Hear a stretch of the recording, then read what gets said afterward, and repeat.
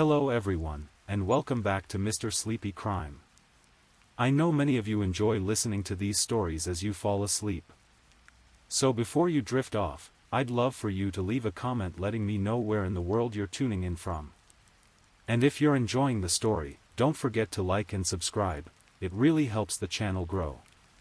Before we begin, I want to acknowledge that this story involves real people and real tragedies.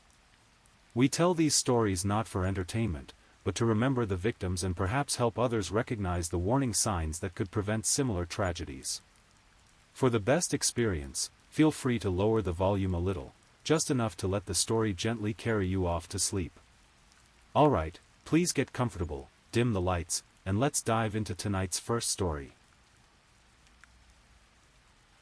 Sometimes the most shocking crimes happen in the places we feel safest, behind the walls of our own homes, surrounded by the people we trust most. Tonight's story takes us to Brandon, Mississippi, a quiet suburban community where neighbors knew each other's names and children played safely in tree-lined streets. It's the story of a family that seemed picture-perfect from the outside, but beneath that carefully maintained surface, something had gone terribly wrong.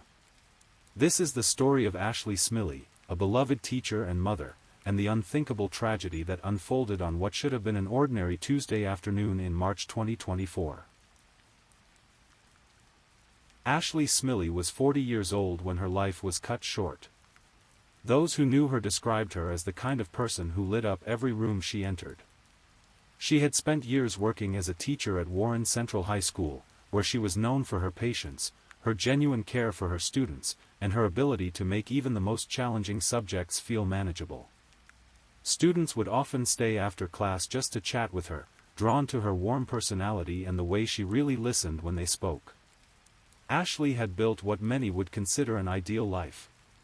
She lived in a comfortable home in Brandon with her husband Heath Smiley, who had become not just her partner but a devoted stepfather to her teenage daughter, Carly. From the outside, they appeared to be the perfect blended family, the kind of household where family dinners happened around the kitchen table, where holidays were celebrated with laughter and tradition, where a mother's love created a foundation of security and warmth. But as we so often discover in these stories, the reality behind closed doors can be far different from the image presented to the world. Carly Madison Gregg was 14 years old in March 2024.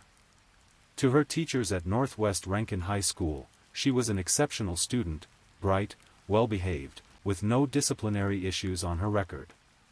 Her friends saw her as a typical teenager navigating the complexities of high school social life. Her family saw glimpses of a young woman struggling with something deeper, something that would later be described in court as mental health challenges that had begun to manifest in ways that concerned those closest to her. What no one could have predicted was how dramatically and violently those struggles would explode on March 19, 2024. March 19 began like any other Tuesday in the Smiley household. Ashley prepared for another day of teaching, likely going through her morning routine, coffee, checking her lesson plans, perhaps sharing a few words with Heath and Carly before heading off to school. It was the kind of ordinary morning that happens millions of times across America every single day, unremarkable in every way except for the fact that it would be Ashley's last. The security cameras throughout the Smiley home captured what would become crucial evidence in understanding the events of that day. These cameras, installed for the family's protection and peace of mind, would instead document the final hours of Ashley's life in chilling detail. By 4:15 that afternoon, Ashley was home from school. The house was quiet, or at least, it should have been. Heath wasn't expected back for a while. It was just Ashley and Carly, mother and daughter, in the space that should have been their sanctuary. What happened next would be captured on those security cameras in footage so disturbing that even seasoned law enforcement officials found it difficult to watch. The kitchen security camera recorded everything. In the footage that would later be shown to a jury, we see Carly moving through the house with something concealed behind her back. Her movements are deliberate, purposeful. There's no sign of panic or distress in her body language, just a teenager walking through her home with deadly intent. The weapon she carried was her mother's own handgun. Ashley, like many Americans, kept firearms in her home for protection. She never could have imagined that her own weapon would be turned against her by the daughter she loved unconditionally. The camera captured the sound of 3 gunshots echoing through the house. Between those shots, Ashley's scream pierced the air, a sound that would haunt everyone who heard it during the trial. It was the last sound she would ever make. According to investigators who later examined the scene, Carly shot her 40-year-old mother twice in the face. The brutal nature of these wounds spoke to something beyond a momentary loss of control. This was close-range violence, intimate and devastating. But perhaps even more chilling than the murder itself was what Carly did immediately afterward. The security footage continued to roll, capturing behavior that would leave investigators and prosecutors struggling to understand the mind of the person they were dealing with. After shooting her mother, Carly didn't flee. She didn't call for help. She didn't show any of the reactions you might expect from someone who had just committed such a violent act. Instead, she calmly returned to the kitchen. She picked up her mother's cell phone and began texting. But she wasn't texting friends or family members. She was texting her stepfather Heath, pretending to be Ashley, luring him home with messages that everything was normal. The surveillance video shows Greg texting and playing with her dogs in the minutes following the murder. The casual nature of her behavior, playing with the family pets as her mother's body lay nearby, spoke to a level of detachment that would become central to the prosecution's case against her. But Carly's afternoon wasn't over yet. In what might be the most disturbing aspect of this entire case, she decided to invite a friend over to the house. Investigator testimony revealed that Carly invited a friend to come to the house, claiming there was an emergency. When the friend arrived, expecting perhaps to help with some typical teenage crisis, they instead found themselves face to face with something unimaginable. Carly had called her friend not for comfort or assistance, but to show off what she had done. She led the friend to where Ashley's body lay and, with what witnesses described as an almost casual demeanor, showed them her mother's corpse. The friend, traumatized and horrified, left immediately. They would later become a crucial witness in the case, their testimony painting a picture of a teenager who seemed to treat her mother's murder as something worth sharing, worth displaying, rather than the devastating tragedy it was. This behavior, the invitation, the casual display of the body, the apparent lack of immediate remorse, would become key elements in the prosecution's argument that Carly knew exactly what she was doing and understood the gravity of her actions. While Carly was entertaining her friend and playing with the family dogs, Heath Smiley was making his way home, responding to the text messages he believed were from his wife. He had no reason to suspect anything was wrong. The messages seemed normal, perhaps a bit brief, but nothing that would raise alarm bells. According to court testimony, Carly staged an ambush for her stepfather after killing her mother. She positioned herself strategically in the house, waiting for Heath to come through the door, planning to continue the violence she had started with Ashley. When Heath arrived home that evening, he walked into a scene that no one should ever have to encounter. His wife was dead, and his stepdaughter, the young woman he had helped raise, the child he had welcomed into his heart when he married Ashley, was waiting for him with a gun. The confrontation that followed left Heath with a graze wound to his shoulder. But unlike Ashley, Heath survived the encounter. According to his testimony, he was able to get the gun away from Carly, though she fled so quickly afterward that he knew he wouldn't be able to catch her. Left alone in his house with his wife's body and a shoulder wound from his stepdaughter's attempt to kill him, Heath made the call that would bring this nightmare into the harsh light of public scrutiny. His 911 call, played later for the jury, captured the raw anguish of a man who had just lost everything he held dear. The desperation in Heath's voice, the disbelief, the struggle to explain to the dispatcher what had happened, it was the sound of a man's world completely falling apart. He had to tell a stranger that his wife was dead, that his stepdaughter had killed her, that the child they had raised together had tried to kill him too. When law enforcement arrived at the Brandon home that evening, they found a scene that veteran officers would later describe as particularly disturbing. Ashley's body bore the evidence of the close-range shooting. The house showed signs of Carly's attempts to cover up evidence, including her efforts to hide the security cameras that had captured everything. Carly was arrested and charged with first-degree murder, attempted murder, and tampering with evidence, the latter charge stemming from her attempts to hide the home's security cameras, including placing one in the refrigerator. The investigation that followed revealed a complex picture of a teenager who had been receiving psychological treatment and whose behavior in the days and weeks leading up to the murder had shown warning signs that perhaps, in hindsight, should have been taken more seriously. Court documents revealed that Carly was receiving psychological help, and her defense team indicated that her doctor had changed her medications approximately a week before the murder. This detail would become crucial to the defense's strategy, as they prepared to argue that Carly was not responsible for her actions due to mental illness. But the prosecution saw something different in the evidence. They saw the calculated nature of the text messages to Heath.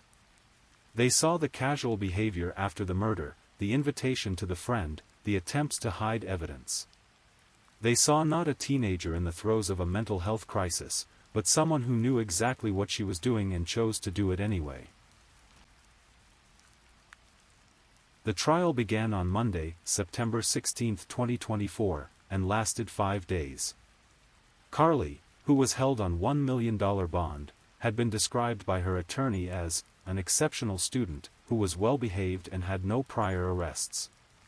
This description painted a picture of a teenager whose violent actions seemed to come out of nowhere, making the case all the more perplexing and disturbing. The centerpiece of the prosecution's case was the security camera footage. The jury watched video from security cameras inside the family's house, seeing Greg walking through the house with something hidden behind her back, followed by the sounds of 3 gunshots and a scream. The footage was devastating in its clarity. There was no ambiguity about what had happened, no question about who had pulled the trigger. The cameras had captured not just the murder itself, but Carly's behavior before and after, behavior that the prosecution argued showed premeditation and a clear understanding of right and wrong. The defense, however, focused on Carly's mental state. The jury was given the option of finding Greg guilty or not guilty by reason of insanity. However, a psychiatrist testified that Carly Gregg did not meet the standard for an insanity defense, dealing a significant blow to the defense's strategy. Heath Smiley took the stand to testify about the night that changed his life forever. His testimony was heart-wrenching, a man describing the moment he realized that the child he had helped raise had killed his wife and tried to kill him too. The pain in his voice was evident as he recounted finding Ashley's body and the confrontation that followed. Throughout the trial, Carly showed emotion, particularly when certain pieces of evidence were presented.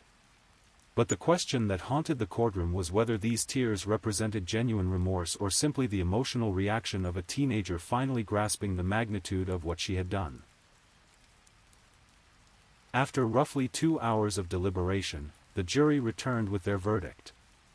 They found Carly Gregg guilty on all counts: first-degree murder for Ashley's death, attempted murder for the attack on Heath, and tampering with evidence for her attempts to conceal the crime. The prosecution had successfully argued that Carly knew right from wrong when, at the age of 14, she shot Ashley Smiley at home. The jury agreed, rejecting the insanity defense and holding Carly responsible for her actions. She was sentenced to 2 life terms without parole, plus 10 years. The 15-year-old is currently being held in the custody of the Mississippi Department of Corrections at a facility for youthful offenders. The sentencing marked the end of a legal process, but for Heath Smiley, it couldn't bring back the woman he loved or repair the family that had been so violently destroyed. As we reach the end of this tragic story, we're left with more questions than answers.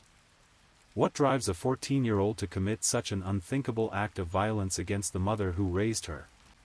How does a teenager go from being described as an exceptional student to a convicted murderer in the span of an afternoon? The mental health angle provides some context, but it doesn't fully explain the calculated nature of some of Carly's actions: the text messages to Heath, the invitation to her friend, the attempts to hide evidence. These weren't the actions of someone completely divorced from reality, but rather someone who understood the implications of what they had done and was trying to manage those consequences. Perhaps the most haunting aspect of this case is how it shatters our assumptions about family, about safety, about the predictability of human behavior. Ashley Smiley went to work on March 19 as she had hundreds of times before. She came home to a house she shared with people she loved and trusted. She had no reason to believe that day would be any different from any other. The security cameras that were meant to protect the family instead became silent witnesses to their destruction. The gun that Ashley kept for safety became the instrument of her death. The daughter she raised with love and care became her killer. Heath Smiley lost not only his wife but, in a sense, his stepdaughter as well. The family unit that had once brought him joy was obliterated in a matter of minutes on that Tuesday afternoon. He now carries physical and emotional scars that will never fully heal, living with the knowledge that the child he helped raise tried to kill him after murdering the woman he loved. For Ashley's students and colleagues, the loss was equally devastating. She was more than just a teacher, she was a mentor, a confidant, someone who genuinely cared about the young people in her charge. Her death robbed them not only of an educator but of someone who had played a positive role in shaping their lives. The murder of Ashley Smiley forces us to confront uncomfortable truths about the nature of violence, mental illness, and family dynamics. It challenges our belief that we can always see danger coming, that there are always warning signs we can recognize and act upon. While Carly had been receiving psychological treatment, and while there may have been signs that something was wrong, nothing in her behavior suggested she was capable of such extreme violence. Her teachers saw an exceptional student. Her friends saw a typical teenager. Even her family, living with her day after day, didn't recognize the depth of whatever was driving her toward that fatal moment. This case also raises difficult questions about juvenile justice and mental health. At what age does someone become fully responsible for their actions? How do we balance the understanding that adolescent brains are still developing with the need to hold people accountable for violent crimes? These are questions without easy answers, questions that each society must grapple with as it tries to balance justice, punishment, and the possibility of rehabilitation. The security camera footage, while providing clear evidence of what happened, also adds a particularly modern dimension to this tragedy. We live in an age where our most private moments can be captured and preserved, where the most intimate acts of violence can become evidence in a courtroom. The cameras that the Smiley family installed for protection became the means by which the world witnessed Ashley's final moments, a cruel irony that speaks to the complicated relationship we have with technology and privacy in the modern world. The Brandon community was shaken by Ashley's murder and the circumstances surrounding it. This was a place where people knew their neighbors, where children were supposed to be safe, where families like the Smileys were supposed to thrive. The idea that such violence could erupt within what appeared to be a loving family challenged everyone's sense of security. Ashley's colleagues at Warren Central High School struggled to make sense of losing someone who had been such a positive force in their educational community. Students who had been touched by her teaching and mentorship mourned not only her death but the loss of someone who had believed in them and supported their growth. The case also sparked broader discussions about teen mental health, about the warning signs of violent behavior, about how families and communities can better support young people who are struggling with psychological challenges. While these conversations are important, they can't bring Ashley back or undo the trauma experienced by all who were affected by this tragedy. As Carly begins serving her life sentence, the ripple effects of her actions continue to spread outward. Heath must rebuild his life without Ashley, carrying both the grief of losing his wife and the complex emotions surrounding his stepdaughter's conviction. The friend who was shown Ashley's body will likely carry that traumatic memory for the rest of their life. Ashley's students and colleagues must find ways to honor her memory while processing the shocking circumstances of her death. The case serves as a stark reminder that violence within families is often the most devastating because it destroys not just lives but the fundamental sense of trust and safety that makes family relationships possible. When someone kills a parent, they don't just end one life, they shatter an entire web of relationships and leave everyone connected to that family grappling with profound trauma. For Heath, the man who lost his wife to his stepdaughter's violence, the path forward is particularly difficult. He must somehow find a way to process his grief for Ashley while also dealing with the complex emotions surrounding Carly, someone he once cared for as a father figure but who tried to kill him after murdering his wife. As this story comes to an end, it's important to remember Ashley Smiley not just as a victim of a senseless crime, but as a person who lived a life full of meaning and positive impact. She was a dedicated teacher who influenced countless young minds, a loving wife who built a life with Heath, and a mother who, despite how her story ended, loved her daughter. The tragedy of Ashley's death lies not only in the violence of how she died, but in all the life that was cut short, all the students she would never teach, all the moments she would never share with Heath, all the experiences and relationships that ended abruptly on that March afternoon. Her story serves as a reminder of how precious and fragile life can be, how the people we love can be taken from us in an instant, often by threats we never saw coming. It's a call to cherish the ordinary moments, to appreciate the safety and love that many of us take for granted, and to remember that behind every tragedy are real people whose lives had value and meaning beyond the circumstances of their death. Ashley Smiley deserved to come home safely that Tuesday afternoon. She deserved to continue teaching, to grow old with Heath, to see her daughter mature into adulthood. The fact that none of these things happened doesn't diminish the life she lived or the positive impact she had on those around her. In the end, perhaps that's what we should take from this tragic story, not just the horror of what happened, but the reminder to value the Ashley Smileys in our own lives, to recognize the teachers, the parents, the partners who make our world a better place simply by being in it. The murder of Ashley Smiley will be remembered as one of Mississippi's most shocking family crimes, a case that challenged our understanding of teenage violence and forced a community to grapple with the unthinkable. But it should also be remembered as the story of a woman whose life mattered, whose death was a genuine loss to all who knew her, and whose memory deserves to be honored beyond the circumstances of her tragic end. As we close this story, we're left with the weight of these events and the questions they raise. In a world where such violence can erupt so suddenly and from such unexpected sources, how do we find peace? How do we maintain our faith in family, in safety, in the predictability of the people we love? Perhaps the answer lies not in finding complete answers to these questions, but in holding space for their complexity, in supporting those who survive such tragedies, and in working to create communities where people like Ashley Smiley can live safely and peacefully, surrounded by the love and trust that every person deserves. The story of Ashley Smiley's murder is a tragedy in every sense of the word, a life cut short by violence that came from within her own family, in her own home, from someone she loved unconditionally. It's a reminder of how quickly everything can change, how the most fundamental relationships in our lives can become sources of unimaginable pain.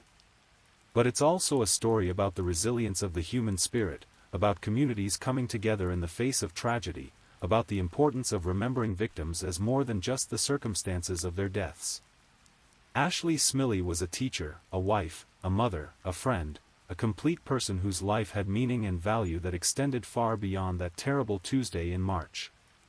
Tonight, as you rest, remember Ashley Smiley not for how her story ended, but for how she lived, with dedication to her students, love for her family, and a commitment to making the world a little bit better through her presence in it. In remembering her this way, we honor not just her memory, but the fundamental human dignity that every person deserves, regardless of how their story comes to an end. Please, if you're new here, welcome to the channel, where we explore true crime stories in a calm and respectful way. I also want to take a moment to appreciate my amazing subscribers who've been rocking with me. Thank you so much for your continued support. If you're still awake and listening, drop a comment. Let me know where you're tuning in from and the current time in your corner of the world, or just say something to let me know you're still here. And if you haven't already, be sure to like this video and subscribe, so you don't miss our next true crime stories for sleep. Now, let's move on to our second story. Story 2. The autumn leaves were beginning their transformation across the University of Utah campus in October 2018. Students hurried between classes, their breath visible in the crisp mountain air as winter approached Salt Lake City. Among them was Lauren McCluskey, a 21-year-old communications major whose bright smile and determined spirit had made her a beloved figure both in the classroom and on the track field. Lauren wasn't just any student. She was a star athlete on the university's track team, specializing in the heptathlon, a grueling 7-event competition that demanded not only physical prowess but mental toughness and unwavering dedication. Standing tall with long brown hair that caught the light as she ran, Lauren embodied the kind of focused determination that coaches dream of finding in their athletes. Her times were impressive, her work ethic legendary among her teammates, and her future seemed as bright as the Utah sky on a clear day. She had grown up in Pullman, Washington, in a close-knit family that valued education, hard work, and looking out for one another. Her parents, Jill and Matt McCluskey, had raised Lauren and her siblings with strong values and an understanding that they could always come home, always call for help, always count on family support. It was this foundation of trust and communication that would make the events of October 2018 all the more tragic. Lauren's days followed a familiar rhythm. Morning training sessions on the track, where she would push her body through the demanding exercises required for heptathlon training, hurdles, high jump, shot put, javelin, long jump, 200-meter dash, and 800-meter run. Each event required different skills, different muscle memory, different mental approaches. After training came classes, where she pursued her communications degree with the same intensity she brought to athletics. Evenings were often spent studying in her residence hall or socializing with the tight-knit community of friends she had built during her time at the university. It was in early September 2018 that Lauren's routine would intersect with a decision that would ultimately cost her everything. Like many college students, Lauren occasionally went out with friends to local establishments near campus. On one such evening, she found herself at a bar where she met Melvin Sean Rowland, a man who worked there as a bouncer. Rowland was 37 years old, 16 years Lauren's senior. He was a large man with a commanding presence, the kind of person whose job it was to maintain order and handle difficult situations. To Lauren, he initially seemed charming, mature, and different from the college men she typically encountered. What Lauren didn't know, what Rowland carefully concealed from her, was the darkness that lay beneath this carefully constructed facade. Their relationship developed quickly. Rowland began visiting Lauren often at her residence hall, charming not just Lauren but building friendships with other students in the building. He had a way of making himself seem like a helpful, protective figure, someone who looked out for the younger students and could be counted on in difficult situations. Other residents began to trust him, to see him as Lauren's older boyfriend who brought a sense of security to their community. But Melvin Rowland was living a lie. The name he had given Lauren, the identity he had constructed, the entire persona he presented to her and her friends, none of it was real.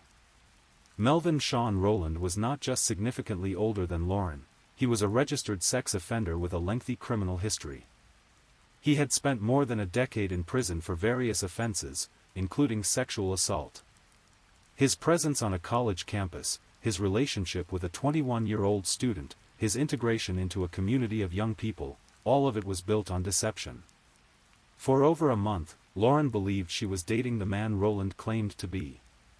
They spent time together, he met some of her friends, and she began to trust him in the way that people do when they believe someone is honest with them. But relationships built on lies have a way of unraveling, and the truth about Melvin Rowland would soon come to light in the most devastating way possible. On October 9, 2018, Lauren's world shifted dramatically. Through means that would later be investigated and scrutinized, Lauren discovered Rowland's real identity. She learned about his criminal history, his time in prison, his status as a registered sex offender. The revelation was shocking and immediate in its implications. The man she had been dating, the man she had trusted, the man she had allowed into her life and into her community, was not who he claimed to be. Lauren's response was swift and decisive. She immediately ended the relationship. For a young woman who valued honesty and integrity, who had been raised with strong moral principles, there could be no other choice. The deception was too profound, the betrayal too complete. Whatever feelings she had developed for the person she thought Roland was, they could not survive the reality of who he actually was. But Melvin Roland was not prepared to accept Lauren's decision. Instead of respecting her choice and disappearing from her life, he began a campaign of harassment and stalking that would escalate with terrifying speed. What Lauren had hoped would be a clean break from a relationship based on lies instead became the beginning of a nightmare that would consume the final weeks of her life. The harassment began almost immediately after Lauren ended the relationship. Roland, who had once been welcome in her residence hall, who had built relationships with her friends and neighbors, now became a threatening presence. He would show up uninvited, loitering around the building, making his presence known in ways that were clearly intended to intimidate and frighten Lauren. But Roland's harassment went beyond simple stalking. He had, during their relationship, convinced Lauren to allow him to take compromising photographs of her. Now, with the relationship over and his true identity exposed, these photographs became weapons of extortion. He began demanding money from Lauren, threatening to share the intimate images publicly if she didn't comply with his demands. The psychological impact of this extortion cannot be overstated. For a young woman who was a public figure on campus, who was known as an athlete and a student, the threat of having private, intimate images distributed was devastating. It represented not just personal humiliation but potential damage to her reputation, her athletic career, and her future prospects. Roland understood exactly what he was doing. He was exploiting Lauren's vulnerability and her desire to protect her privacy and dignity. Faced with these threats, Lauren found herself in an impossible position. The man she had trusted had not only lied to her about his identity but was now using their former intimacy as a weapon against her. The photographs he was threatening to share had been taken in a context of trust and relationship. Now they were being weaponized to control and extort her. On October 10, just one day after learning Roland's true identity, Lauren made the decision to seek help. She reported the extortion to the University of Utah Police Department, beginning what should have been a process of protection and investigation that would ensure her safety. Lauren was doing exactly what young people are taught to do when they find themselves in dangerous situations. She was seeking help from authorities, reporting criminal behavior, and trying to work within the system to protect herself. But the response Lauren received was not what she needed, and it was not what the situation demanded. The University of Utah Police Department, which should have recognized the serious nature of her complaint and the potential danger she faced, instead treated her case with what would later be acknowledged as inadequate attention and poor judgment. Despite having reported the extortion, despite having provided evidence of Roland's threats, Lauren found herself in a situation where the harassment continued and even escalated. Roland was not deterred by her report to police. Instead, he seemed emboldened by what he may have perceived as inaction or ineffectiveness on the part of the authorities. The extortion demands intensified. Roland demanded $1,000 from Lauren, threatening that if she didn't pay, he would distribute the compromising photographs to people in her life, friends, family members, teammates, coaches, professors. For a young woman already dealing with the stress of demanding academic and athletic schedules, this psychological terrorism was overwhelming. Feeling desperate and alone, despite having sought help from the authorities, Lauren made the difficult decision to pay Roland the money he demanded. She transferred $1,000 to an account he specified, hoping that this payment would end the harassment and allow her to move on with her life. It was a decision that demonstrated both her desperation and her hope that paying the extortion would make the nightmare end. But paying extortion rarely makes extortionists disappear. Instead, it often signals to them that their victim is vulnerable and willing to pay, encouraging further demands and continued harassment. This proved to be the case with Roland, who saw Lauren's payment not as the end of their interaction but as confirmation that his tactics were effective. As October wore on, Lauren found herself living in a state of constant anxiety and fear. The man who had once been welcome in her residence hall was now a menacing presence who could appear at any time. The photographs that had been taken in trust were now weapons being held over her head. The authorities she had turned to for help seemed unable or unwilling to provide the protection she desperately needed. Lauren began reaching out to multiple law enforcement agencies, desperately seeking someone who would take her situation seriously and provide the help she needed. On October 12, she again contacted the University of Utah Police Department, providing additional information and expressing her ongoing fear and concern. The response remained inadequate to the level of threat she was facing. On October 19, just days before what would be her final encounter with Roland, Lauren contacted the Salt Lake City Police Department, hoping that a different agency might be more responsive to her situation. She was a young woman who was following all the proper procedures, reporting to multiple agencies, documenting the threats and harassment, doing everything she could to work within the system to protect herself. But the system was failing Lauren McCluskey.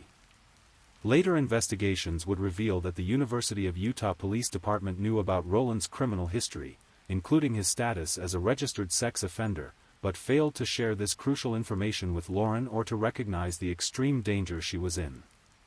They knew she was being stalked and extorted by a convicted sex offender, yet their response was inadequate to the threat. During this time, Lauren maintained regular contact with her family, particularly her mother Jill.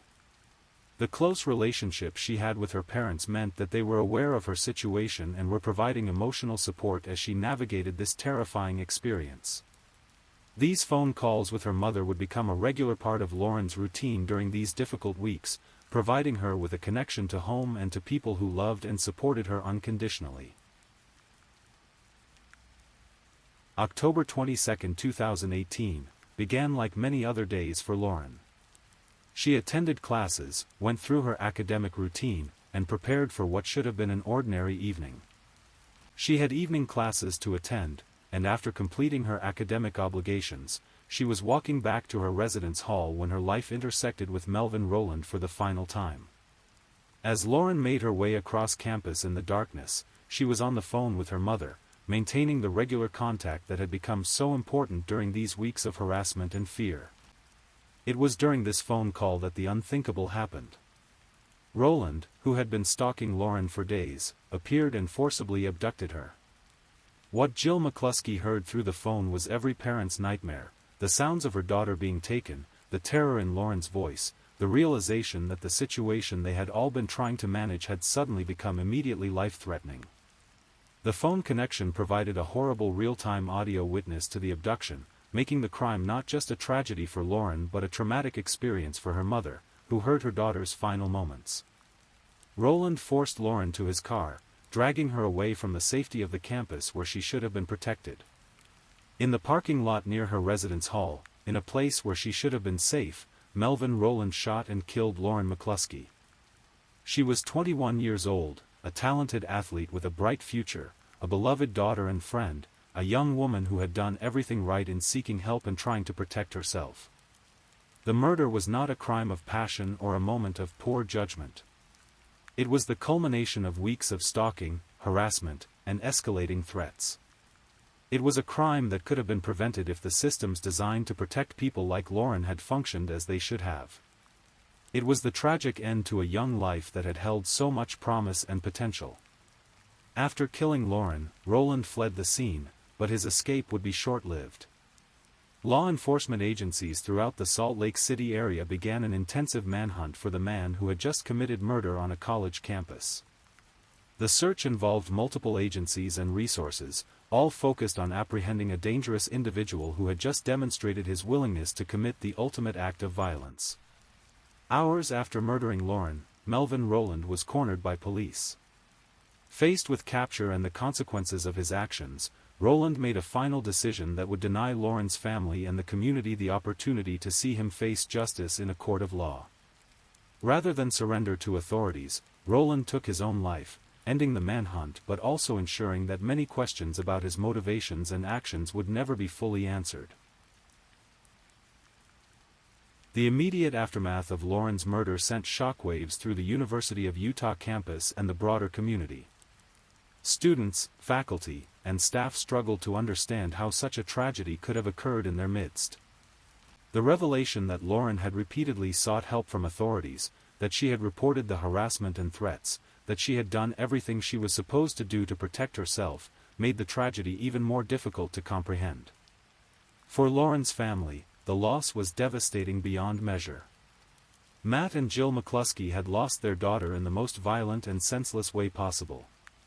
But their grief would soon be compounded by the discovery of just how badly the system had failed Lauren in her final weeks. As details of the case emerged, it became clear that Lauren's death was not just a tragedy but a preventable tragedy, a fact that would drive her parents to seek not just answers but accountability. The University of Utah, faced with intense scrutiny and criticism, began an internal review of its campus safety procedures and police department protocols. The review would reveal significant failures in how Lauren's case had been handled, failures that had contributed to the tragic outcome. It was discovered that university police had known about Roland's criminal history and sex offender status but had failed to adequately investigate his harassment of Lauren or to provide her with the protection she needed. They had not shared crucial information with Lauren that might have helped her better understand the dangers she was facing. They had not taken steps to remove Roland from campus or to prevent his access to Lauren. The investigation also revealed that Roland had been stalking Lauren on campus for at least 3 days before killing her. He had spent hours in her residence hall, socializing with her friends and maintaining the facade of being someone who belonged in that community. The very relationships he had built during his time dating Lauren became tools that allowed him to continue stalking her even after she had ended their relationship. Perhaps most tragically, it became clear that on the day of the murder, Roland had spent 3 hours in Lauren's residence hall, interacting with her friends and maintaining his presence in the building before ultimately abducting and killing her. The fact that he was able to maintain access to her living space, that he was able to continue his stalking behavior so openly, highlighted the complete failure of the systems that should have protected her. The McCluskey family, while dealing with their overwhelming grief, began to seek answers and accountability for the failures that had contributed to their daughter's death. They filed a wrongful death lawsuit against the University of Utah, alleging that the institution had failed in its duty to protect Lauren despite her repeated requests for help. The lawsuit detailed the numerous ways in which the university had failed Lauren. It outlined how university police had mishandled her case, how they had failed to share crucial information about Roland's criminal history, how they had not taken adequate steps to ensure her safety despite her repeated reports of harassment and threats. The legal proceedings that followed would reveal the full extent of the institutional failures that had contributed to Lauren's death. Internal documents and communications showed that university officials had not adequately trained their police force to handle cases of stalking and harassment, that they had not established proper protocols for sharing information about dangerous individuals, and that they had not created adequate systems for protecting students who reported being threatened. In October 2020, exactly 2 years after Lauren's murder, the University of Utah reached a settlement with the McCluskey family. The settlement was significant not just for its financial terms, $13.5 million, but for what it represented. For the first time, the university formally acknowledged that Lauren's murder was preventable and that their failures had contributed to her death. University President Ruth Watkins issued a statement acknowledging the institution's failures. The university acknowledges and deeply regrets that it did not handle Lauren's case as it should have and that, at the time, its employees failed to fully understand and respond appropriately to Lauren's situation. As a result, we failed Lauren and her family. This admission was significant because it represented formal acknowledgement of institutional responsibility. The university was admitting not just that they had made mistakes, but that those mistakes had contributed to a preventable death. It was an acknowledgement that Lauren McCluskey should still be alive, that the systems designed to protect her had failed catastrophically. But for Matt and Jill McCluskey, the settlement was about more than money or even acknowledgement of responsibility. They used the settlement to establish the Lauren McCluskey Foundation, an organization dedicated to improving campus safety and ensuring that other families don't experience the tragedy that befell them.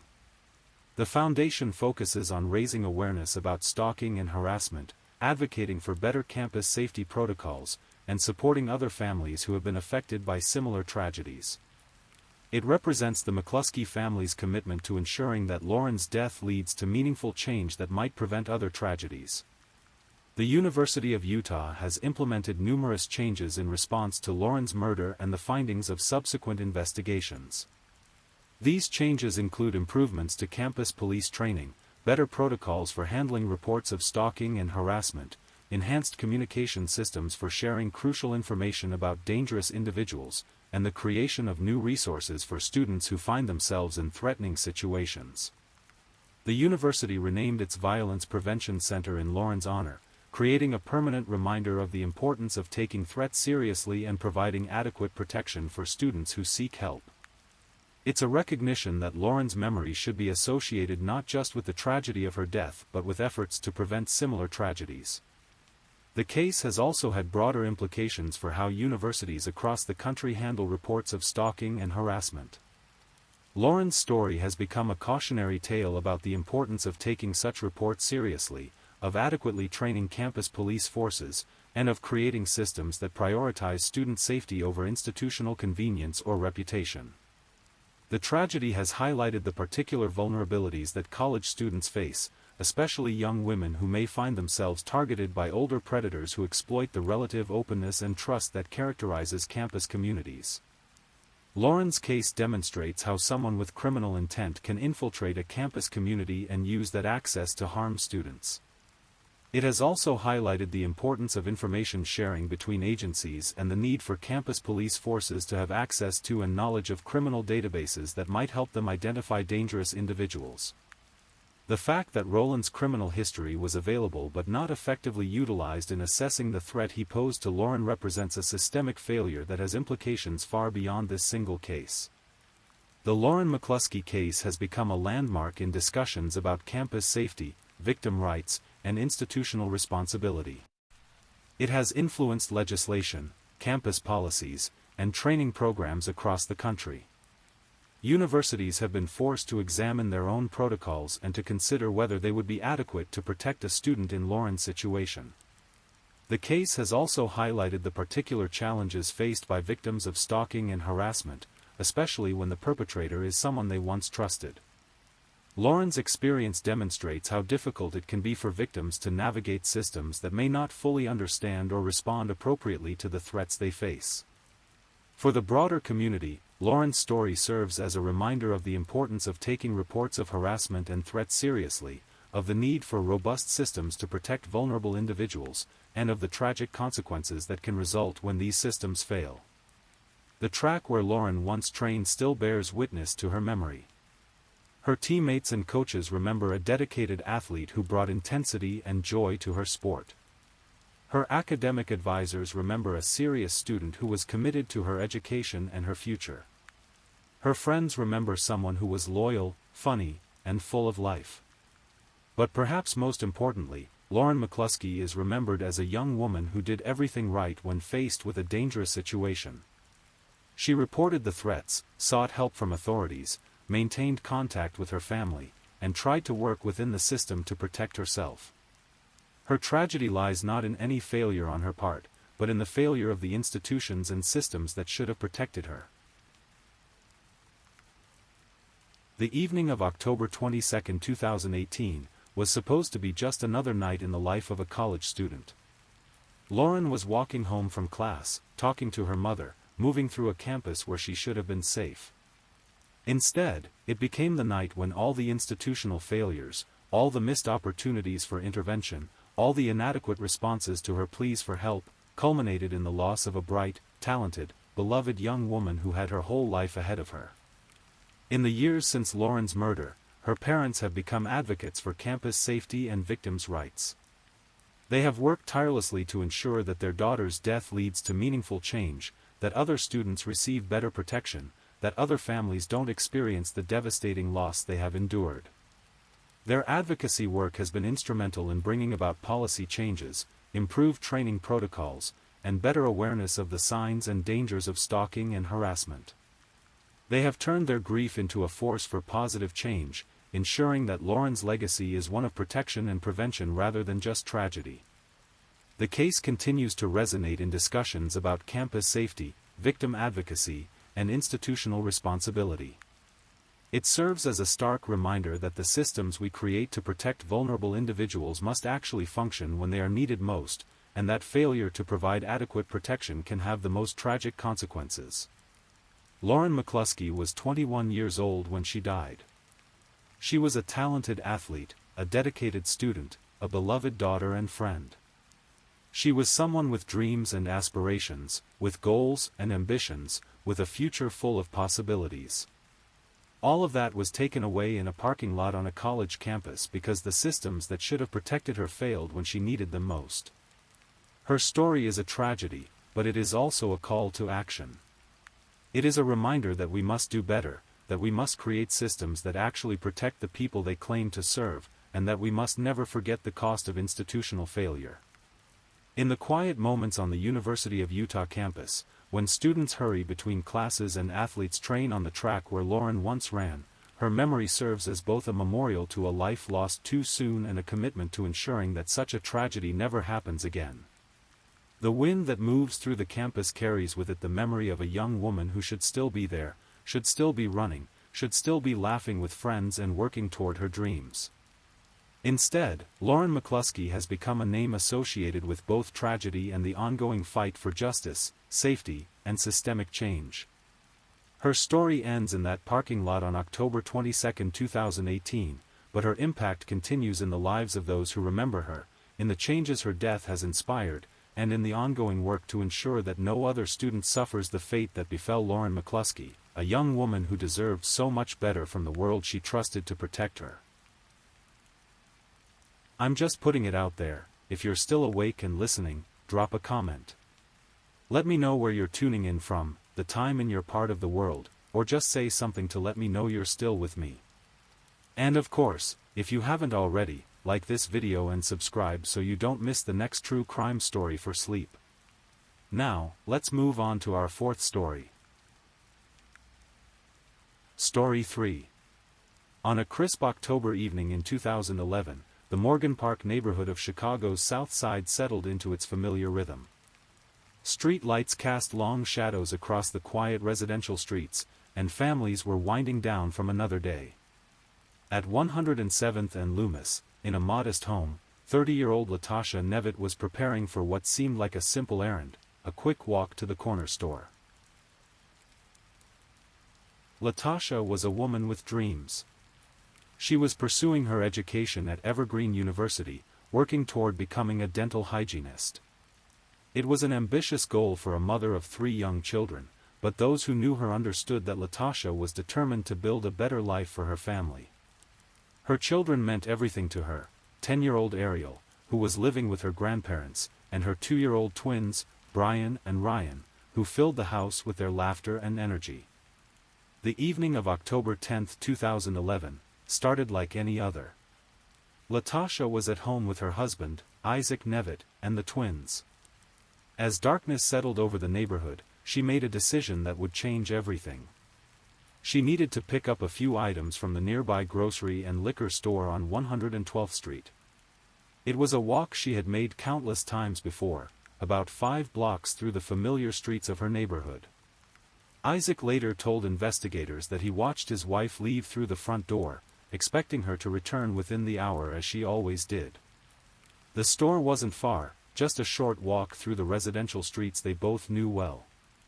But as the minutes turned to hours, and evening became night, Latasha never returned home. The first night passed in restless worry.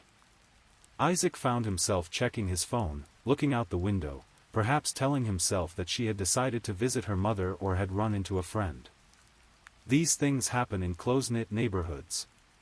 People stop to chat, time gets away from you. But as Tuesday morning arrived with no sign of Latasha, that worry began to transform into something deeper, a gnawing fear that something was terribly wrong. By Wednesday, the anxiety had become unbearable. Still, Isaac waited. Perhaps she was upset about something and needed time to cool down. Perhaps she was at her mother's house and would come home when she was ready. These are the kinds of thoughts that race through the mind of someone hoping against hope that everything is still okay. But by Friday, October 14th, 4 full days after Latasha had walked out their front door, Isaac could no longer convince himself that she would simply walk back through it. He picked up the phone and called the Chicago Police Department to report his wife missing. When detectives arrived at the Nevitt home, they found no signs of struggle, no evidence of foul play within the house itself. Isaac told them the same story he would repeat many times over the coming months. Latasha had left to go to the store on Monday evening and had simply never come home. He seemed genuinely confused and worried, his concern appearing to deepen with each passing hour. The investigation began with the basics. Detectives visited the convenience store where Latasha was supposed to have gone. The store clerk remembered her. She was a regular customer, and yes, she had been there that Monday evening. She had made her purchases and left, walking back in the direction of her home. This meant that whatever happened to Latasha occurred somewhere on that 5-block journey between the store and her front door. As word of Latasha's disappearance spread through the neighborhood, family members and volunteers organized search parties. Her mother, Brenda Morgan, was particularly vocal about her daughter's character. Brenda insisted that Latasha would never abandon her children, never walk away from her life or her dreams. She was too devoted as a mother, too focused on her goals. The Latasha that Brenda knew would fight to get home to her babies, not disappear into the Chicago night. The police began to dig deeper into Latasha's life, looking for any clues that might explain her disappearance. They discovered that she hadn't accessed her bank account since October 10th. Her cell phone had gone silent. There were no charges on her credit cards, no activity on her social media accounts. It was as if she had simply vanished from the earth the moment she left that convenience store. As weeks turned to months, the investigation began to focus more intently on those closest to Latasha. In missing persons cases, statistics show that family members are often involved, and Isaac found himself under increasing scrutiny.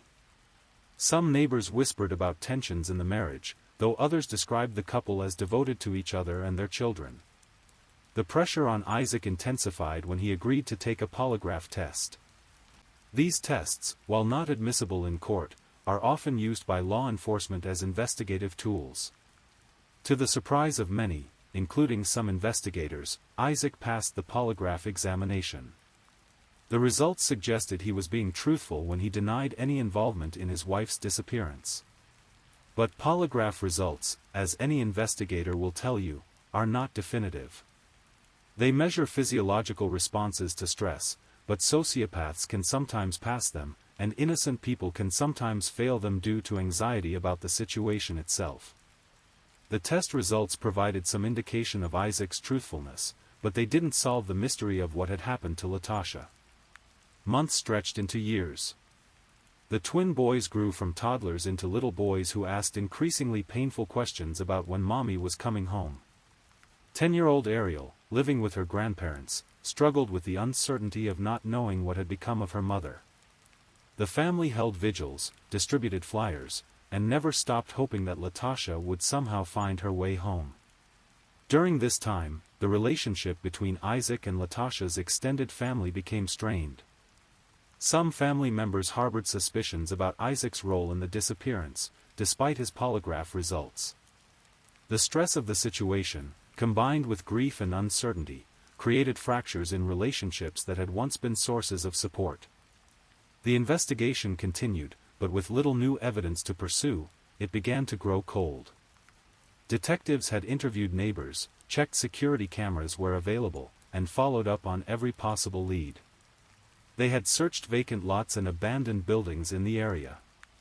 They had looked into Latasha's background for any enemies or threats. But the trail remained frustratingly empty. 2.5 years passed. 2.5 years of sleepless nights, of children growing up without their mother, of a husband living under a cloud of suspicion, of a family desperate for answers. And then, on March 6, 2014, everything changed. A city water department worker was conducting a routine check of water main infrastructure near 107th and Loomis Street. He was examining a drainage pipe system, looking for potential leaks that could affect water pressure in the area. It was just after 10:30 in the morning when he made a discovery that would send shockwaves through the Morgan Park neighborhood. Wrapped in heavy-duty plastic bags and stuffed into a narrow space within the drainage system was a body. The worker immediately called police, and within hours, the quiet residential street was filled with crime scene investigators, detectives, and forensic specialists. The location was eerily significant, less than 100 feet from the home where Latasha Nevitt had lived with her husband and twin sons. The body was found in the 10700 block of South Loomis Street, right in the heart of the neighborhood where she had vanished more than 2 years earlier. The condition of the remains made immediate identification impossible. The body had been exposed to elements and the passage of time, and forensic experts would need to use dental records and other methods to determine the identity. But the location, the time frame, and the circumstances all pointed to a devastating conclusion that everyone feared but no one wanted to voice. Isaac Nevitt was among the first to be notified of the discovery. When reporters approached him for comment, his response was heartbreakingly human. "I'm hoping it's not her," he said, "and if it's not her, still praying for the family or the person, whoever it is." Even faced with the possibility that his worst fears were about to be confirmed, he maintained enough compassion to acknowledge that someone's family was about to receive devastating news. The autopsy and identification process took several days. Forensic pathologists worked carefully to preserve any evidence that might help explain what had happened. Meanwhile, dental records were compared, and other identification methods were employed to determine the identity of the remains. Finally, the confirmation came. The body found in the drainage pipe was indeed that of Latasha Nevitt. After more than 2 years of wondering, searching, and hoping, her family finally had an answer to the question of where she was. But that answer brought with it a new and equally painful question: who had done this to her? The details of how Latasha's body was found painted a disturbing picture. According to the Cook County Medical Examiner's Office, she had been found in the fetal position, wrapped in garbage bags. Most chillingly, a scarf had been wrapped around her eyes like a blindfold, and her legs had been bound with a cell phone charging cord. These details suggested that Latasha's death was not the result of a random mugging or a crime of opportunity. The care taken to bind and blindfold her, the effort made to conceal her body, and the specific location chosen for disposal all indicated a more personal crime. Someone had taken considerable time and effort to kill Latasha and hide her body, and they had chosen to place her remains disturbingly close to her own home. The medical examiner classified Latasha's death as a homicide by unspecified means. This terminology indicates that while they were certain she had been murdered, the exact cause of death could not be determined due to the condition of the remains and the time that had passed. The binding and blindfolding suggested she may have been held against her will before her death, but the specifics of what she endured would remain forever unknown. The discovery of Latasha's body should have provided closure, but instead, it opened up new avenues of investigation and new questions. If she had been murdered so close to her home, did that mean her killer was someone from the neighborhood? Someone who knew the area well enough to know about the drainage system where her body was hidden? The location also raised questions about the timeline of events. Had Latasha been killed on the night she disappeared in October 2011, or had she been held somewhere else and her body placed in the drainage pipe later? The fact that her remains were found frozen suggested she had been there through at least one winter, but determining exactly when she had been placed there was much more difficult. Investigators returned to the neighborhood with new energy, re-interviewing witnesses and re-examining evidence in light of this new discovery. They looked more closely at who might have had access to the drainage system, who would have known about that particular location, and who would have felt comfortable enough in the area to dispose of a body there without being seen. The use of a cell phone charging cord to bind Latasha's legs was a particularly intriguing clue. In 2011, different types of phones used different charging cords, and investigators hoped that identifying the specific type of cord might lead them to the killer. But with so much time having passed and the condition of the evidence, even this potential lead proved difficult to pursue definitively. Isaac Nevitt, who had lived under suspicion for more than 2 years, now faced renewed scrutiny. The discovery of his wife's body so close to their home seemed to some people like more than a coincidence. However, others pointed out that if Isaac were guilty, why would he choose to hide her body in a location that would inevitably point back to him? Wouldn't a guilty husband try to dispose of the body as far from home as possible? The family dynamics that had always been complex became even more strained after the discovery. Some family members continued to suspect Isaac, while others began to consider whether the real killer might be someone else entirely, perhaps someone who knew the family well enough to know about the tensions and hoped to frame Isaac for the crime. As the investigation continued, other theories began to emerge. Could Latasha have been the victim of a serial killer who targeted women walking alone at night? Could she have been killed by someone involved in drugs or other criminal activity in the area? Could she have encountered someone she knew on her way home from the store, someone who had harbored secret resentments or desires? The blindfold was particularly troubling to investigators and profilers.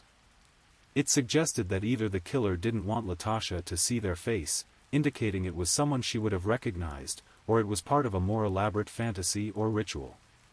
The fact that she had been bound also suggested that she may have been held for some time before being killed. One of the most heartbreaking aspects of the case was imagining what Latasha must have gone through in her final hours or days. The evidence suggested she was aware of what was happening to her, that she was conscious when she was bound and blindfolded. For someone who was described by everyone who knew her as a devoted mother working hard to better her life, the terror she must have experienced is almost unbearable to contemplate. The investigation into Latasha's murder continued for months after her body was discovered, but no arrests were made.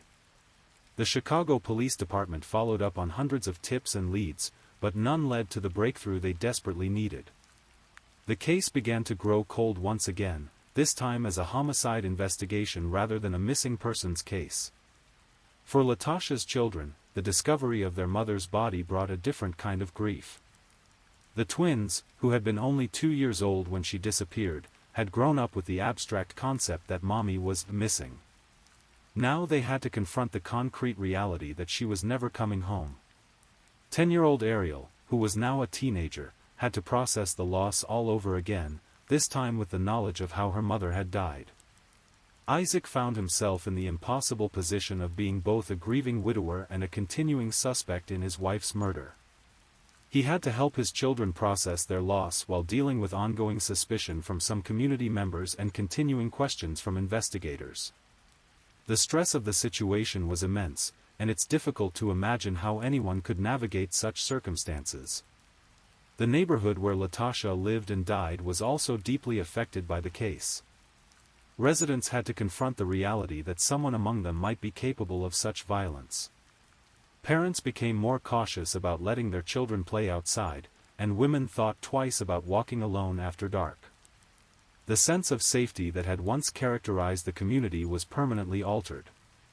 As time passed, the case attracted attention from true crime enthusiasts and amateur investigators who analyzed every detail of the evidence and timeline. Online forums debated the various theories, and some people conducted their own research into the case. While most of this attention was well-intentioned, it also added to the pressure on everyone involved, particularly Isaac and the children. The case was featured on television shows and in articles, bringing national attention to Latasha's story. Each time her case was covered in the media, it brought renewed hope that someone with information would come forward, but it also meant that the family had to relive their trauma in public view. Several years after Latasha's body was discovered, investigators announced that they were still actively working on the case. They had submitted evidence for more advanced forensic testing, hoping that new technologies might reveal clues that had been missed in the original investigation. They also continued to follow up on tips and leads, no matter how much time had passed. The impact of Latasha's murder extended far beyond her immediate family. Her death represented the loss of potential, the dental hygienist she would never become, the patients she would never help, the continued love and guidance she would never provide to her children. It also represented a failure of safety, a reminder that violence can intrude into the most ordinary moments of our lives. For other families dealing with missing persons cases, Latasha's story served as both a cautionary tale and a source of reluctant hope. It demonstrated that missing persons can sometimes be found, even years later, but it also showed that the answers families receive may not provide the comfort they seek. The case also highlighted the challenges faced by investigators working missing persons and homicide cases in urban areas. With limited resources and numerous cases to investigate, police departments must make difficult decisions about how to allocate their time and energy. The passage of time can make investigations exponentially more difficult, as witnesses move away, evidence degrades, and memories fade. As of today, no one has been arrested or charged in connection with Latasha Nevitt's murder. The case remains open, and the Chicago Police Department continues to encourage anyone with information to come forward. The family continues to seek justice, knowing that someone out there knows what happened to Latasha during those final hours of her life. The children who lost their mother that October evening have grown up in the shadow of this unsolved mystery. The twins, who are now teenagers, have had to build their identities around the absence of the woman who gave them life. Ariel, now a young woman, has had to navigate the challenges of adolescence and young adulthood without her mother's guidance and support. Isaac has had to raise his children while carrying the weight of suspicion and grief. Whether guilty or innocent, he has lived with the knowledge that some people in his community believe he is responsible for his wife's death. He has had to answer his children's questions about their mother while dealing with his own trauma and loss. The case of Latasha Nevitt serves as a reminder that behind every crime statistic is a human story filled with love, loss, and unanswered questions. It reminds us that families can be destroyed in an instant, that communities can be forever changed by violence, and that justice delayed is often justice denied. For those who investigate these cases, Latasha's story represents both the challenges and the importance of their work. Even when cases seem impossible to solve, they continue searching for answers, knowing that families deserve to know the truth about what happened to their loved ones. The drainage pipe where Latasha's body was found has since been secured and modified as part of routine infrastructure maintenance. The physical location has changed, but the memory of what was discovered there remains. For residents of the neighborhood, it serves as a daily reminder of the tragedy that unfolded in their midst. As the years continue to pass, the hope for resolution in Latasha's case grows dimmer but never disappears entirely. Advances in forensic science, changes in technology, and the possibility that someone with information might finally come forward all provide reasons to believe that the truth might still emerge. The story of Latasha Nevitt is ultimately a story about the enduring impact of violence on families and communities. It's about the courage required to keep searching for answers when those answers seem increasingly unlikely to come. It's about the strength needed to raise children in the aftermath of tragedy and the resilience required to maintain hope when everything seems hopeless. On quiet nights in Morgan Park, when the street lights cast the same long shadows they cast on October 10, 2011, residents sometimes think about Latasha Nevitt. They remember a young mother who was working to build a better future, who loved her children fiercely, and who deserved to come home safely from a simple trip to the corner store. Her story serves as a reminder to hold our loved ones close, to check in on our neighbors, and to never take for granted the ordinary moments that make up our lives. Because for Latasha Nevitt and her family, one ordinary moment, a walk to the store on a Tuesday evening, became the moment that changed everything. The investigation continues, the family continues to seek answers, and somewhere in Chicago, someone knows the truth about what happened to Latasha Nevitt on that October night in 2011. Until that person comes forward or until investigators uncover new evidence, her case will remain a painful reminder of the violence that can lurk beneath the surface of even the most familiar places. For now, Latasha Nevitt rests in peace, her story serving as both a tribute to the life she lived and a call for justice for the life that was taken from her. Her children carry her memory forward, her family continues to fight for answers, and her community remembers a woman who deserved so much more than the fate that befell her on that dark October evening. The case remains open. The search for truth continues. And somewhere in the shadows of Chicago's South Side, the secret of what happened to Latasha Nevitt waits to be revealed. Please, if you're enjoying these stories, don't forget to leave a comment. Let me know where you're listening from and what time it is in your corner of the world. And if you haven't already, be sure to like this video and subscribe, so you don't miss the next true crime story for sleep. Now, let's move on to our fourth story. Story 4. Sometimes the most devastating tragedies begin with the most ordinary moments. A young mother deciding to have her first night out in months. Friends making plans to celebrate together. The simple desire to feel young and carefree again, if only for a few hours. This is the story of Savannah Spurlock, a 22-year-old mother of 4 whose night of freedom became a family's worst nightmare and a community's obsession.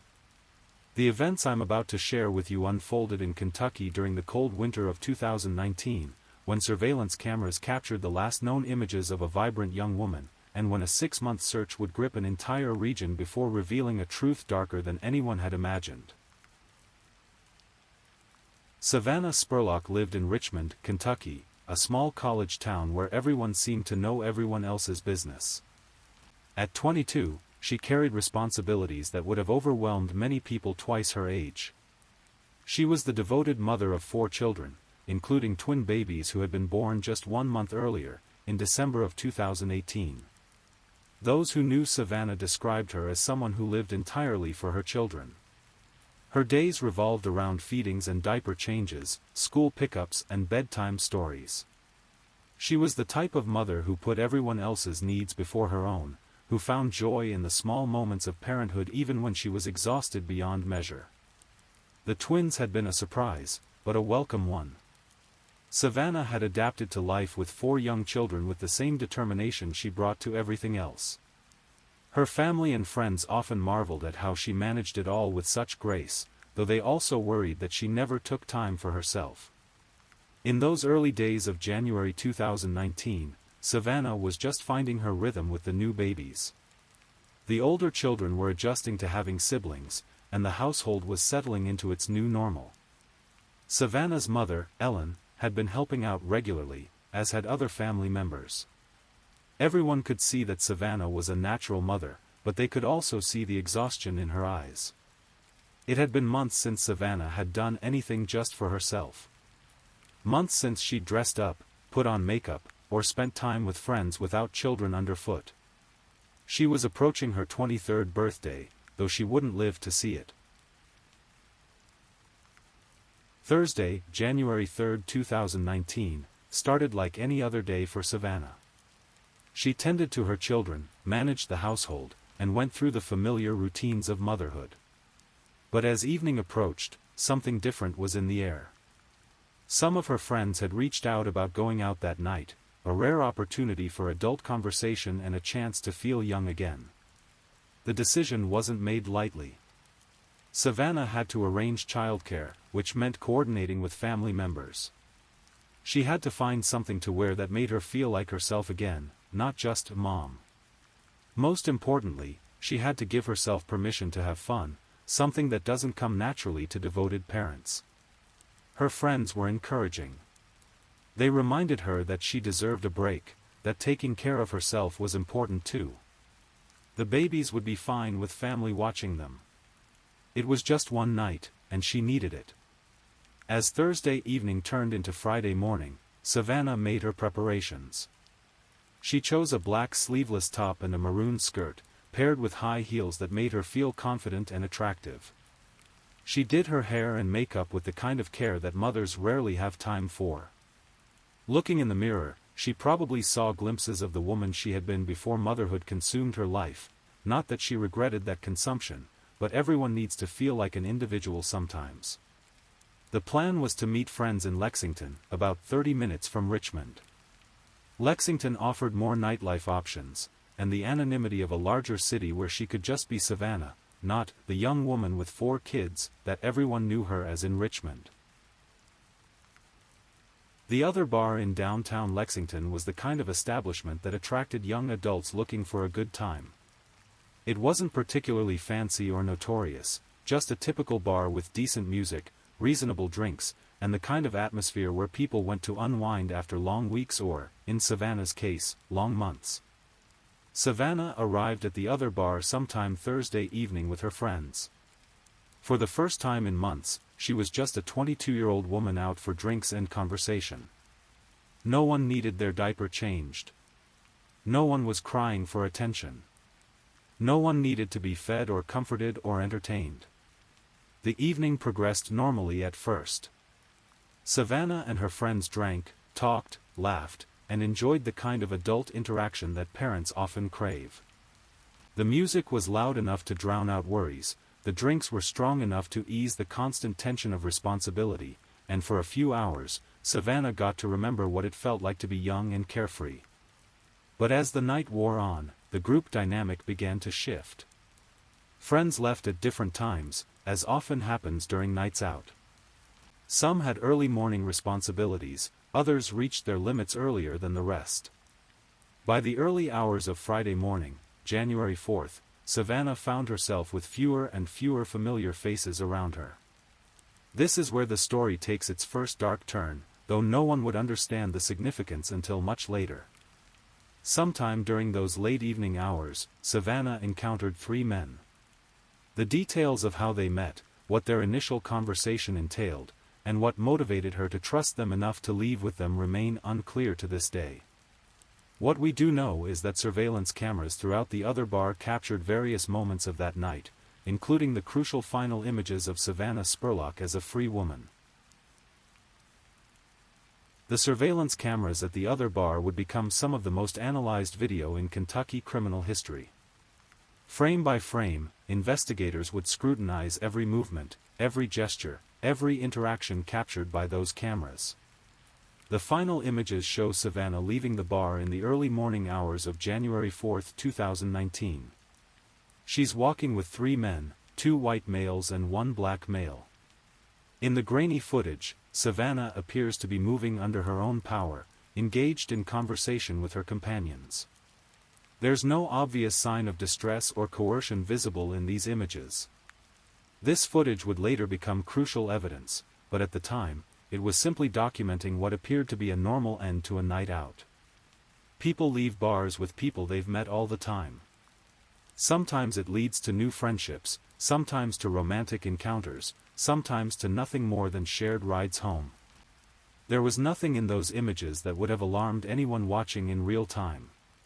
What the cameras couldn't capture was the conversation happening between Savannah and these 3 men. What promises were made? What plans were discussed? What did Savannah think was going to happen next? The 3 men were later identified as David Sparks, a 26-year-old from Garrard County, and 2 companions whose involvement in the night's events would become a crucial part of the investigation. David Sparks would eventually become the central figure in this tragedy, but on that night, he was simply one of 3 men who had convinced a young mother to trust them. After leaving the other bar, the group walked to a car parked nearby. Again, this seemed normal. People often continued parties at other locations, went to late-night restaurants, or simply shared rides home. Savannah got into the vehicle with these 3 men, probably thinking she was either getting a ride home or continuing the night's festivities elsewhere. What happened next would haunt her family, her community, and eventually, the nation. As the car pulled away from downtown Lexington with Savannah inside, she did something that would later prove crucial to the investigation. She called her mother. Using FaceTime, Savannah contacted Ellen Spurlock from inside the moving vehicle. The call was brief, but it provided investigators with vital information about Savannah's state of mind and circumstances in those crucial moments after leaving the bar. During the call, Savannah appeared to be in good spirits. She told her mother that she was fine, that she was with some people she had met, and that she would be home soon. Ellen would later say that her daughter seemed happy and relaxed during the call, showing no signs of distress or fear. This FaceTime call would become one of the most important pieces of evidence in understanding what happened to Savannah, because it established several crucial facts. First, it provided a timeline. Investigators knew exactly when Savannah was still alive and apparently safe. Second, it demonstrated that she still had access to her phone and the freedom to use it. Third, it suggested that whatever was going to happen hadn't happened yet, because Savannah showed no awareness of any danger. The call also provided Ellen Spurlock with a final memory of her daughter, seeing her face, hearing her voice, receiving her reassurance that everything was okay. It would be the last time Ellen would ever speak to her daughter alive. After the FaceTime call ended, Savannah Spurlock essentially vanished from the world. Her phone would soon go silent, her social media accounts would stop updating, and her presence would simply disappear as if she had never existed. Friday, January 4th, passed without any word from Savannah. This wasn't entirely unusual at first, she had been out late and was probably sleeping in. As a mother of 4, including newborn twins, she rarely got the chance to sleep deeply or for extended periods. Her family initially thought she might be taking advantage of the babysitting arrangement to get some much-needed rest. But as Friday afternoon turned to evening, concern began to creep in. Savannah always checked in with her children regularly, no matter where she was or what she was doing. It was unlike her to go an entire day without contact, especially when she knew her babies needed her. Ellen Spurlock tried calling and texting repeatedly. Each unanswered call increased the growing knot of worry in her stomach. Other family members began reaching out as well, hoping that someone had heard from Savannah, that there was some simple explanation for her silence. By Friday night, the worry had transformed into genuine fear. This wasn't like Savannah at all. She was responsible, reliable, and devoted to her children. She wouldn't just disappear without explanation, and she certainly wouldn't abandon her babies, especially the twins who were still so young and dependent on her. The family began making calls to hospitals, thinking perhaps there had been an accident. They contacted friends who had been out with Savannah, trying to piece together the events of the previous night. They drove around Lexington and Richmond, looking for any sign of her or any clue about where she might be. Saturday came and went with no word. Sunday arrived with increasing desperation. By this point, the family knew with growing certainty that something terrible had happened to Savannah. The question was no longer if something was wrong, it was what had gone wrong, and whether they would ever see her again. On Sunday, January 6, 2019, the Richmond Police Department officially opened a missing person investigation for Savannah Spurlock. The case immediately drew significant attention, both from law enforcement and from the community. Several factors made Savannah's disappearance particularly concerning to investigators. First, her age and status as a mother of 4 young children made it highly unlikely that she had left voluntarily. Second, the fact that she had last been seen with 3 unknown men provided clear leads to follow. Third, the surveillance footage from the other bar gave investigators actual images to work with, which was more than they had in many missing person cases. The Richmond Police Department began by retracing Savannah's steps from that Thursday night.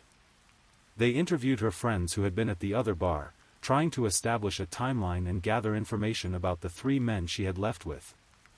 They collected the surveillance footage and began the painstaking process of analyzing every frame. Meanwhile, Savannah's family launched their own search efforts.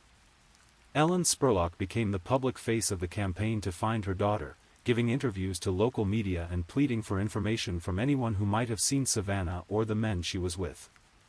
The story quickly gained traction on social media. Facebook pages dedicated to finding Savannah sprouted up, sharing her photos and the surveillance images from the other bar. The hashtag #FindSavannah began trending locally, and then regionally, as people shared the story and pleaded for information. Volunteers organized search parties, combing through wooded areas, abandoned buildings, and any location where someone might hide evidence of a crime. These searches were largely organized by community members who felt compelled to help, even though they had never met Savannah personally. There's something about a missing mother that strikes a chord in people, making them want to do whatever they can to help bring her home. One of the first major breakthroughs in the investigation came when police were able to identify the 3 men from the surveillance footage. Using various investigative techniques, including analyzing license plate numbers, cross-referencing social media accounts, and following up on tips from the public, investigators determined the identities of Savannah's companions from that night. The central figure was David Sparks, the 26-year-old from Garrard County who had been one of the 3 men seen leaving the other bar with Savannah. Sparks lived in a rural area about an hour's drive from Lexington, in a region of Kentucky known for its rolling hills, horse farms, and close-knit communities. The other 2 men were also identified and interviewed by police. Their cooperation with the investigation and the consistency of their statements would become important factors in determining their level of involvement in whatever had happened to Savannah. When investigators first approached David Sparks for questioning, he appeared cooperative and concerned. He readily admitted to being at the other bar on the night in question and acknowledged that he had left with Savannah and the 2 other men. He claimed that they had all gone back to his family's property in Garrard County, where they had continued socializing for a while before everyone went their separate ways. According to Sparks' initial account, Savannah had left his property alive and well in the early morning hours of January 4th. He claimed that he had offered her a ride home, but that she had declined, saying she had other arrangements. He said he had not seen or heard from her since that night, and expressed concern about her well-being. This version of events would prove to be a lie, but at the time, investigators had to treat it as one possible explanation for Savannah's disappearance while they continued gathering evidence. As days turned into weeks, the search for Savannah Spurlock expanded dramatically. What had started as a local missing person case began attracting state and national attention. The Kentucky State Police joined the investigation, bringing additional resources and expertise to bear on the case. Multiple law enforcement agencies coordinated their efforts, with Richmond Police maintaining primary jurisdiction while receiving support from the Kentucky State Police, the FBI, and other agencies. This multi-agency approach reflected both the complexity of the case and the growing recognition that Savannah had likely become the victim of a serious crime. The search efforts were extensive and methodical. Investigators focused heavily on Garrard County, particularly around David Sparks' family property, based on his admission that he had brought Savannah there on the night she disappeared. Search teams scoured the rural landscape, using everything from tracking dogs to ground-penetrating radar in their efforts to find evidence. The Sparks family property became a particular focus of attention. Located in a remote area of Garrard County, the land included fields, wooded areas, and various outbuildings that could potentially conceal evidence. Search teams returned to the property multiple times, sometimes with new equipment or techniques that might reveal something they had missed in previous searches. Community volunteers continued their own search efforts throughout the region. Weekend after weekend, groups of concerned citizens would gather to search areas that law enforcement hadn't yet covered, or to research areas with fresh eyes. These volunteer efforts were coordinated through social media and local news outlets, with hundreds of people participating over the months-long search. The media attention surrounding the case continued to grow. Local news stations provided regular updates on the investigation, while national outlets began picking up the story. Nancy Grace, Dateline NBC, and other true crime programs featured Savannah's case, bringing it to audiences across the country. This media attention served multiple purposes. It kept Savannah's disappearance in the public consciousness, potentially encouraging witnesses to come forward with information. It also maintained pressure on law enforcement to continue their investigative efforts, and it provided Savannah's family with platforms to make public appeals for information. For Ellen Spurlock and the rest of Savannah's family, these months of searching represented an unimaginable hell. Every day brought the possibility of devastating news, but also the torturous hope that Savannah might somehow still be alive. Ellen threw herself into the search efforts, appearing on television programs, organizing volunteer searches, and maintaining the social media campaigns designed to keep her daughter's case in the public eye. She became an advocate not just for Savannah, but for all missing persons, learning to navigate the complex world of law enforcement, media relations, and public advocacy. The emotional toll on the family was enormous. Ellen had to care for Savannah's 4 children while simultaneously leading the search for her daughter. The twins, still infants, required constant attention and care, while the older children struggled to understand why their mother had disappeared. Family members took turns caring for the children, but the responsibility ultimately fell heavily on Ellen's shoulders. The children's daily needs provided both a burden and a blessing during this time.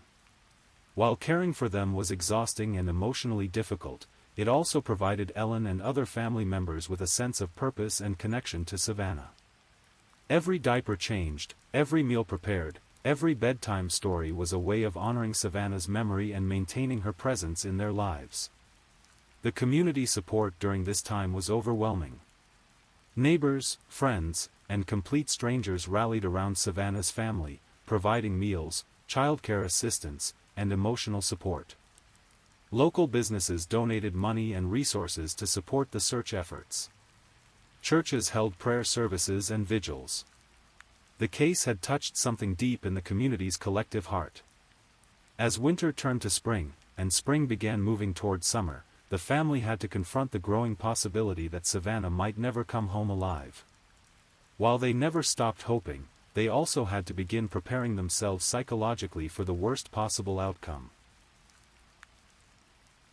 While the public search efforts continued, law enforcement was conducting a parallel investigation that was gradually building a case against David Sparks.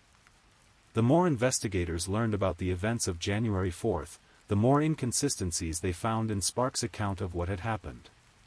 Cell phone records became a crucial part of the investigation. Savannah's phone had gone silent shortly after her FaceTime call with her mother, which investigators determined had occurred while the phone was in the vicinity of Sparks' property. This contradicted Sparks' claim that Savannah had left his property alive and well. Investigators also discovered that Sparks had made several suspicious purchases in the days following Savannah's disappearance.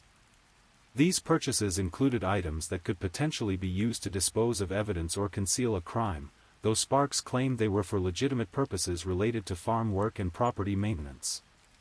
The two men who had accompanied Sparks and Savannah to Garrard County were interviewed multiple times. Their accounts of the night's events remained consistent with each other, but raised questions about Sparks' behavior and statements. While they were not charged with any crimes related to Savannah's disappearance, their cooperation with investigators provided valuable insights into what had happened. Forensic experts examined Sparks' property and vehicles for evidence. While the searches were extensive, the rural nature of the property and the time that had elapsed since Savannah's disappearance made it difficult to find definitive physical evidence. However, investigators did discover some items of interest that would later become important to the case.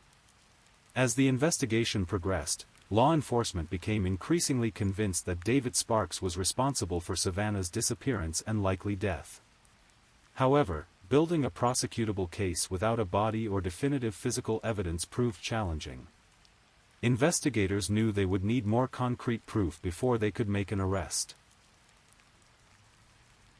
The breakthrough in the case came in July 2019, 6 months after Savannah's disappearance.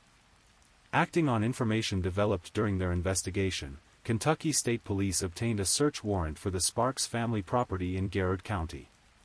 This search would be different from the previous ones. Investigators had developed more specific information about where evidence might be located, and they came equipped with specialized equipment and expertise designed to find what previous searches had missed. On July 10, 2019, search teams made the discovery that everyone had been dreading but expecting: human remains buried on the Sparks property. The remains were found in a remote area of the land, carefully concealed in a way that had prevented their discovery during previous searches. The discovery was devastating but not surprising to Savannah's family. After 6 months of searching and hoping against hope, they had psychologically prepared themselves for this outcome.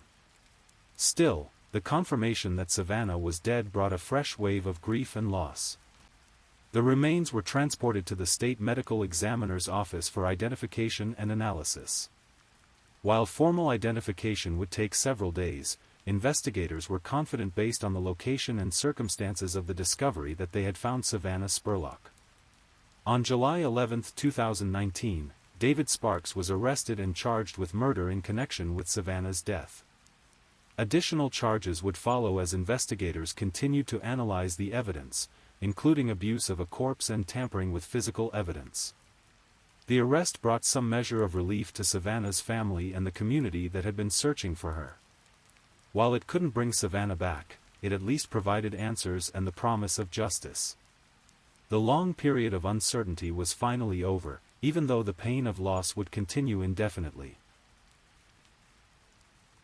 As the investigation continued after Sparks' arrest, disturbing details began to emerge about what had happened to Savannah during her final hours. The evidence suggested that she had been murdered at Sparks' residence in the early morning hours of January 4, shortly after her FaceTime call with her mother. According to the prosecution's later statements, Sparks had acted alone in killing Savannah. The motive for the murder remained unclear, though investigators theorized that it may have been related to a sexual assault that went wrong, or possibly Savannah's attempt to leave the property when she felt unsafe. The evidence showed that after killing Savannah, Sparks had taken elaborate steps to conceal his crime. He had wrapped her body in plastic and bound her legs before burying her in a remote area of the family property. He had then lied repeatedly to investigators about what had happened, maintaining his innocence even as evidence mounted against him. Perhaps most chillingly, the burial site was located in an area that had been searched multiple times during the 6-month investigation. This meant that Sparks had been aware of the search efforts and had chosen a location that he believed would not be discovered. It also meant that investigators had unknowingly walked near Savannah's remains during their earlier searches, not knowing how close they were to finding her. The revelation that Savannah had been dead and buried on the property from the very beginning was particularly painful for her family. While they had held on to hope that she might somehow still be alive, the reality was that she had been murdered within hours of her disappearance, long before the massive search efforts had even begun. David Sparks initially pleaded not guilty to all charges related to Savannah's murder. His defense team prepared for what would have been a lengthy and highly publicized trial, while prosecutors built their case around the physical evidence, witness statements, and Sparks' own contradictory accounts of what had happened. The case attracted significant media attention throughout the legal proceedings. Court hearings were packed with reporters, family members, and community members who had been following the case since Savannah's disappearance. The story had become a symbol of the vulnerability of young women and the evil that can lurk behind seemingly ordinary encounters. Savannah's family attended every court hearing, showing their determination to see justice done for their loved one. Ellen Spurlock became a powerful advocate for victims' rights, speaking publicly about the impact of violent crime on families and the importance of never giving up the search for missing persons. The prosecution's case was built around several key pieces of evidence. The timeline established by cell phone records showed that Savannah's phone had gone silent while in the area of Sparks' property, contradicting his claims about when she had left. Physical evidence from the burial site supported the charges of abuse of a corpse and tampering with evidence. Witness statements from the two men who had accompanied Sparks and Savannah to the property provided context for what had happened that night. However, building a murder case without definitive physical evidence of how Savannah had died proved challenging. The condition of the remains after 6 months made it difficult to determine the exact cause of death, and there was limited physical evidence directly tying Sparks to the murder itself. In a significant development in the case, David Sparks ultimately decided to change his plea from not guilty to guilty on all charges. This plea agreement, reached in late 2020, nearly 2 years after Savannah's disappearance, spared her family the trauma of a lengthy trial while ensuring that Sparks would face significant prison time. Under the terms of the plea agreement, Sparks pleaded guilty to murder, abuse of a corpse, and tampering with physical evidence. He was sentenced to 50 years in prison for the murder charge and 5 years for abuse of a corpse, with the sentences to run concurrently. This meant that Sparks would be eligible for parole after serving 20 years of his sentence. The plea agreement was controversial within the community and among some victims' rights advocates who felt that Sparks should have received a harsher sentence. However, prosecutors explained that the plea deal was necessary because of the challenges they faced in proving the case at trial, particularly regarding the exact circumstances of Savannah's death. For Savannah's family, the plea agreement brought mixed emotions. While they were relieved to avoid the trauma and uncertainty of a trial, they also struggled with the fact that Sparks would potentially be eligible for release while still relatively young. Ellen Spurlock spoke publicly about her disappointment with the sentence, while also expressing gratitude that there would finally be some measure of justice for her daughter. The plea hearing itself was emotional and difficult for everyone involved. Sparks offered a brief apology to Savannah's family, though many felt his words rang hollow given his months of lies and deception following the murder. Savannah's family members were given the opportunity to make victim impact statements, sharing their pain and loss with the court. The Savannah Spurlock case had a profound impact on the communities of Richmond and Lexington, and indeed on people throughout Kentucky and beyond who had followed the story. The case highlighted the vulnerability that all people, particularly young women, face when making decisions about who to trust and where to go. Local bars and establishments began reviewing their security procedures and policies regarding customer safety. Some implemented additional surveillance systems, while others developed protocols for staff to follow when they observed potentially dangerous situations developing among patrons. The case also sparked conversations about the responsibility that friends bear for each other's safety during nights out. Many people reflected on times they had left friends behind at bars or parties, wondering if they had inadvertently put someone at risk. Support groups and educational programs were developed to help people understand how to stay safe and look out for each other in social situations. For the law enforcement agencies involved in the investigation, the case represented both a success and a learning experience. While they had ultimately solved the case and secured a conviction, the 6-month search period had been frustrating and resource-intensive.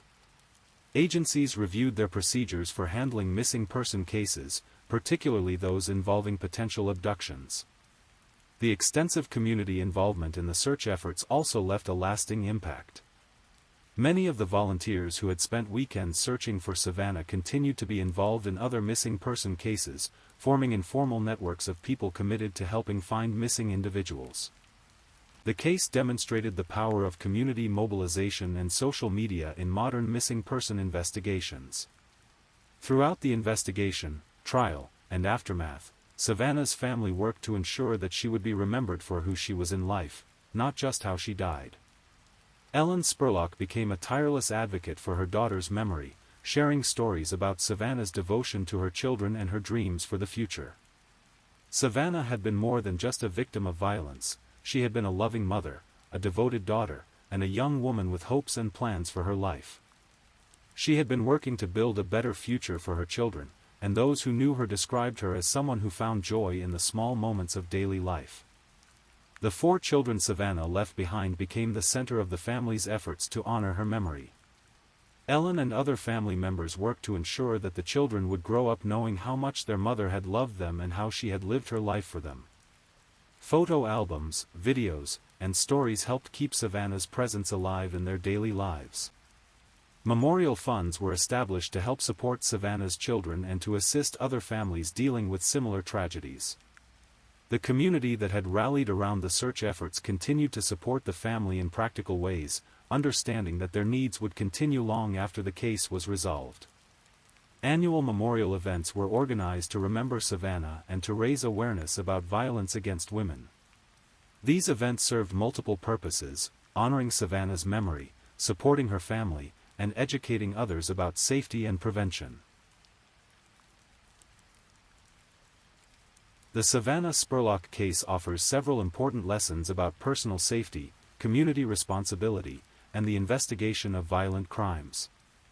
Perhaps most importantly, it demonstrates how quickly a normal social situation can turn dangerous, and how difficult it can be to identify potential threats in advance.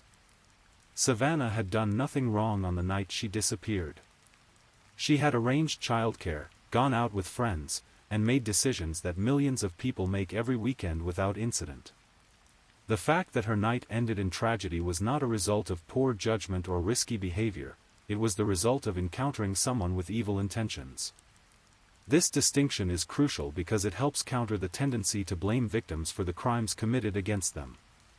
Savannah was not responsible for David Sparks' decision to kill her. She was a young mother who deserved to have a safe night out with friends, just like anyone else. The case also highlighted the importance of surveillance systems in modern criminal investigations. Without the footage from the other bar, investigators would have had much more difficulty identifying and locating the men who had been with Savannah. This evidence proved crucial in ultimately solving the case. The community response to Savannah's disappearance demonstrated both the best of human nature and the power of collective action. Hundreds of volunteers dedicated their time and energy to searching for someone they had never met, simply because they understood that any parent could face the same nightmare. This response provided crucial support to law enforcement and helped keep the case in the public eye. Years after Savannah's murder and David Sparks' conviction, the case continues to resonate with people who remember the months of searching and the community's mobilization around finding her. The story has been featured in numerous true crime podcasts, television shows, and articles, helping to keep Savannah's memory alive while also serving as a cautionary tale about the dangers that can lurk in seemingly ordinary social situations. For Savannah's children, now growing up without their mother, the case represents a defining tragedy that will shape their entire lives. Ellen Spurlock and other family members work constantly to provide stability and love while also helping the children understand and process the loss of their mother. The legal system's handling of the case, including the plea agreement that resulted in Sparks receiving a sentence that could allow for his eventual release, continues to be debated among victims' rights advocates and legal experts.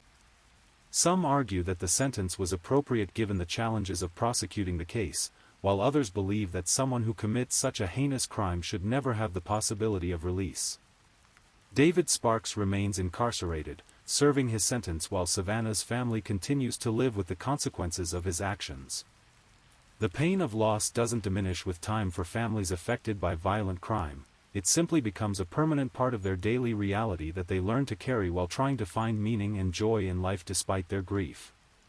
The case also serves as a reminder of the importance of never giving up when someone goes missing.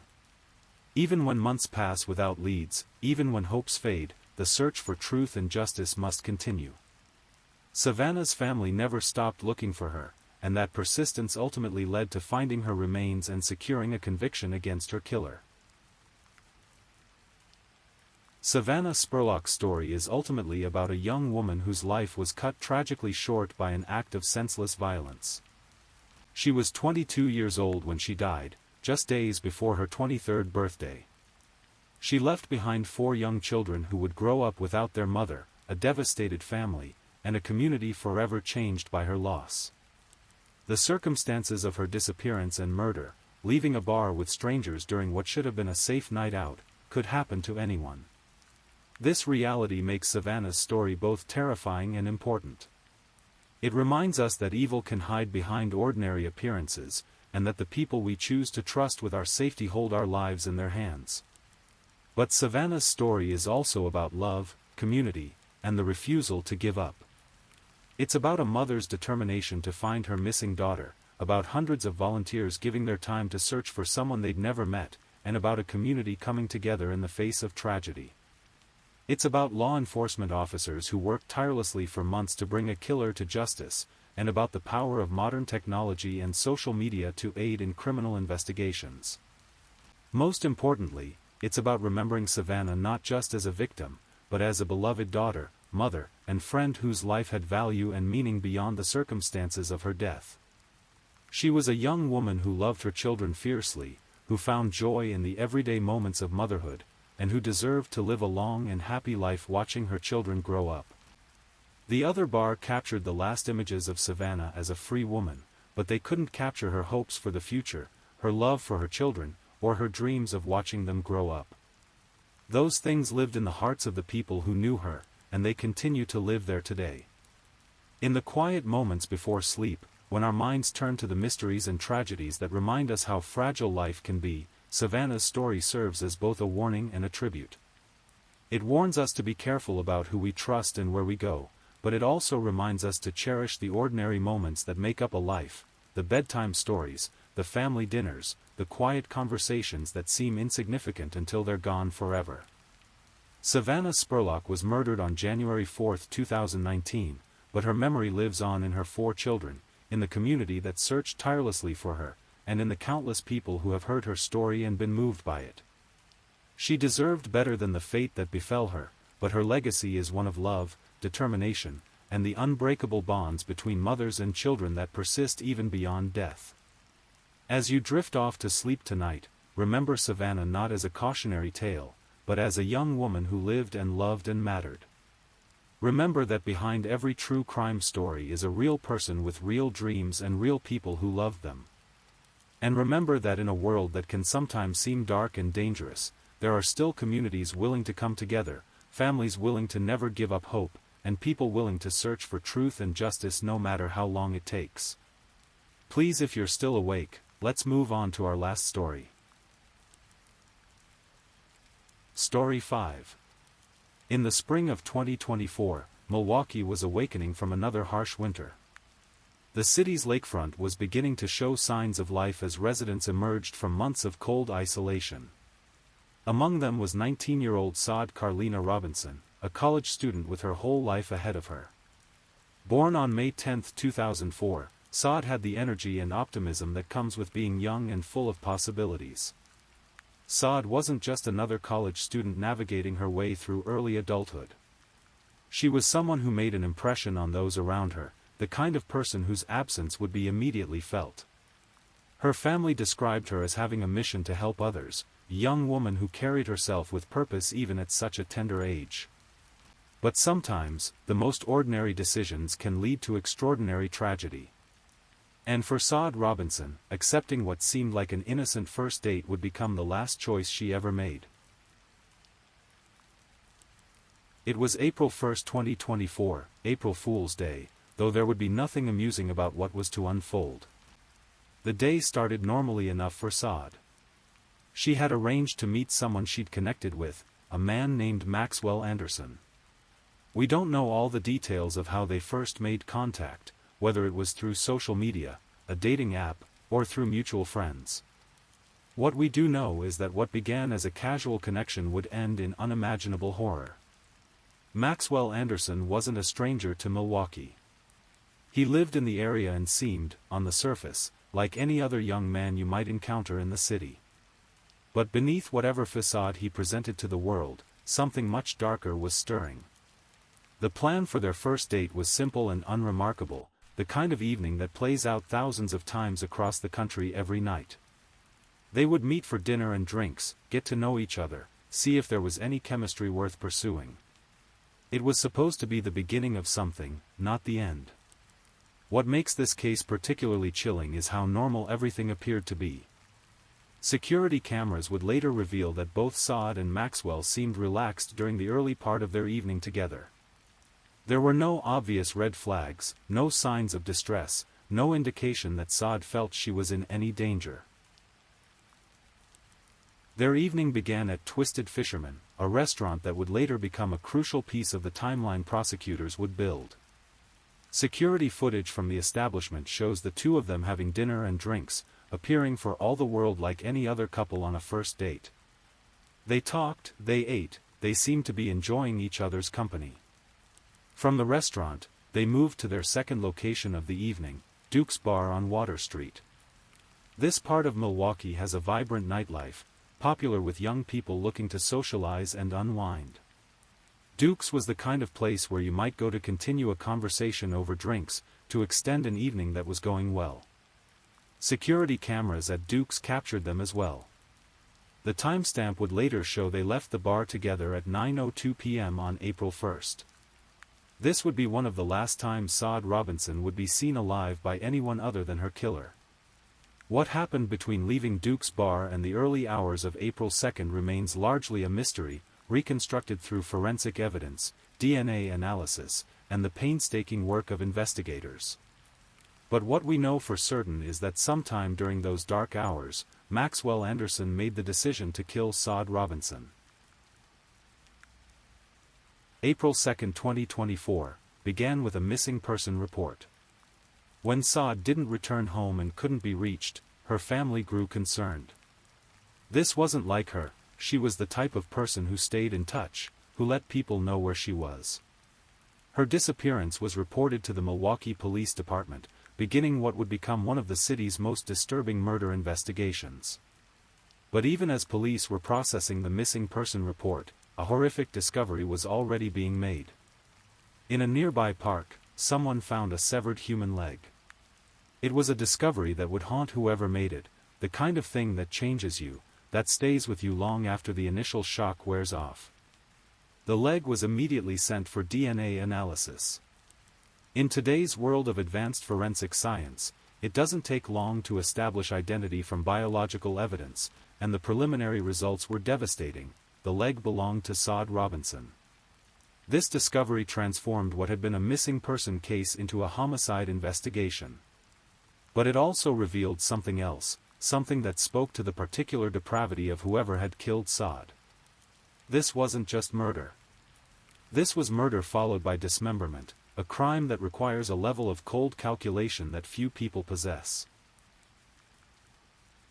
As investigators processed the scene where the leg was found, they began expanding their search. If one body part had been discovered here, there might be others elsewhere. It's a grim aspect of police work that most of us never have to think about, the methodical search for human remains, the careful documentation of each piece of evidence that tells the story of someone's final moments. The search revealed that Saada's remains had been scattered across multiple locations. This wasn't random, it was deliberate, calculated. Someone had made conscious decisions about where to dispose of evidence, trying to make it as difficult as possible for investigators to piece together what had happened. Meanwhile, investigators were working backwards from Saada's last known activities. They had the security footage from Twisted Fisherman and Duke's Bar. They had Maxwell Anderson identified as the last person seen with Saad. And they had something else. Saada's car had been found burned out near 30th and Lisbon in Milwaukee. The burned car was another piece of evidence that spoke to premeditation. Burning a victim's vehicle is often an attempt to destroy DNA evidence, fingerprints, and other forensic material that might link a suspect to the crime. It's the kind of thing that requires planning, not the action of someone acting in a moment of passion. As investigators dug deeper into Maxwell Anderson's activities on April 1st and 2nd, a picture began to emerge of someone who had not only committed murder but had tried to methodically cover his tracks. This wasn't a crime of passion that got out of hand, this was something much more calculated. Evidence began accumulating that would eventually form the foundation of the prosecution's case. DNA evidence would prove crucial. Saada's DNA was found inside Maxwell Anderson's home and on his clothing. This physical evidence created a direct link between the victim and the suspect, the kind of scientific proof that's difficult to explain away. But the investigation revealed something else that would prove significant during the trial. Surveillance footage showed that Saad and Maxwell had actually met days before their fatal first date.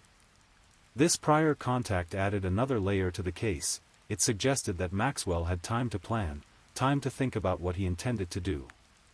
The discovery of the burned vehicle led to more evidence.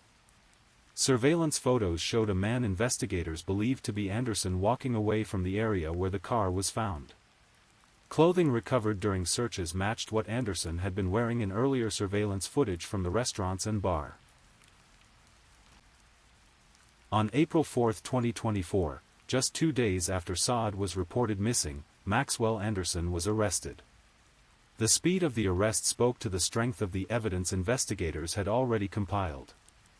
In cases like this, police typically move quickly once they have sufficient probable cause, understanding that each day of delay increases the risk that additional evidence might be destroyed or that a suspect might flee.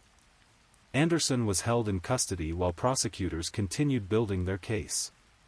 On April 12, he was formally charged with multiple counts: first-degree intentional homicide, mutilating a corpse, arson, and hiding a corpse. The charges painted a picture of someone who had not only killed but had gone to elaborate lengths to conceal the crime.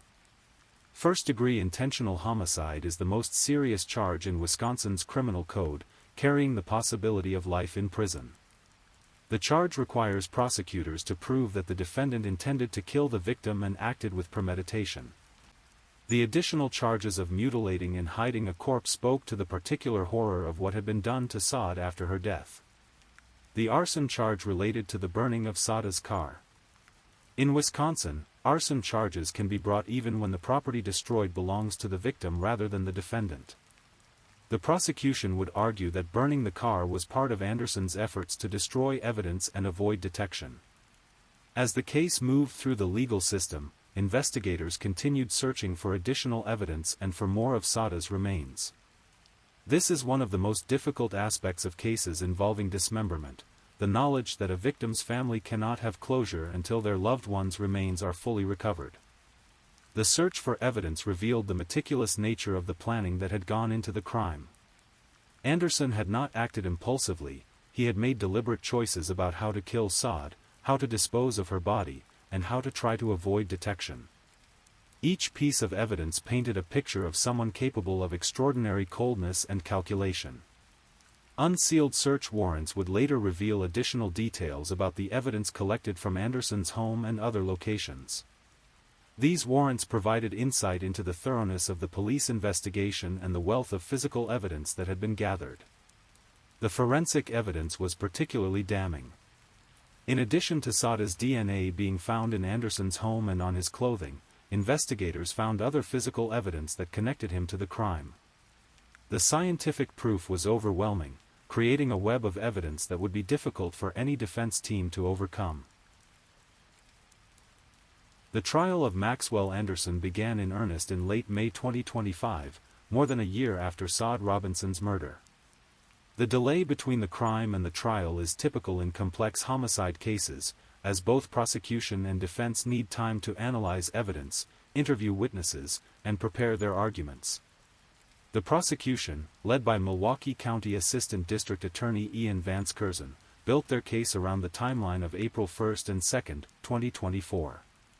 Using security footage, DNA evidence, and witness testimony, they painted a comprehensive picture of Anderson's actions during the crucial hours when Saad was killed. The defense faced an almost impossible task. The physical evidence against Anderson was overwhelming, and the prosecution had built a compelling narrative about what had happened. Defense attorney Cotton had to find a way to create reasonable doubt in the minds of jurors who would be presented with gruesome evidence and heartbreaking testimony from Sada's family. One of the most powerful aspects of the prosecution's case was the timeline they were able to establish using security footage. They could show Anderson and Saad at dinner, at the bar, and leaving together. They could then show Anderson alone in the hours that followed, captured on various surveillance cameras around Milwaukee as he carried out his plan to dispose of evidence. The DNA evidence was equally compelling. Modern forensic science has made it nearly impossible to commit a violent crime without leaving traces of biological evidence.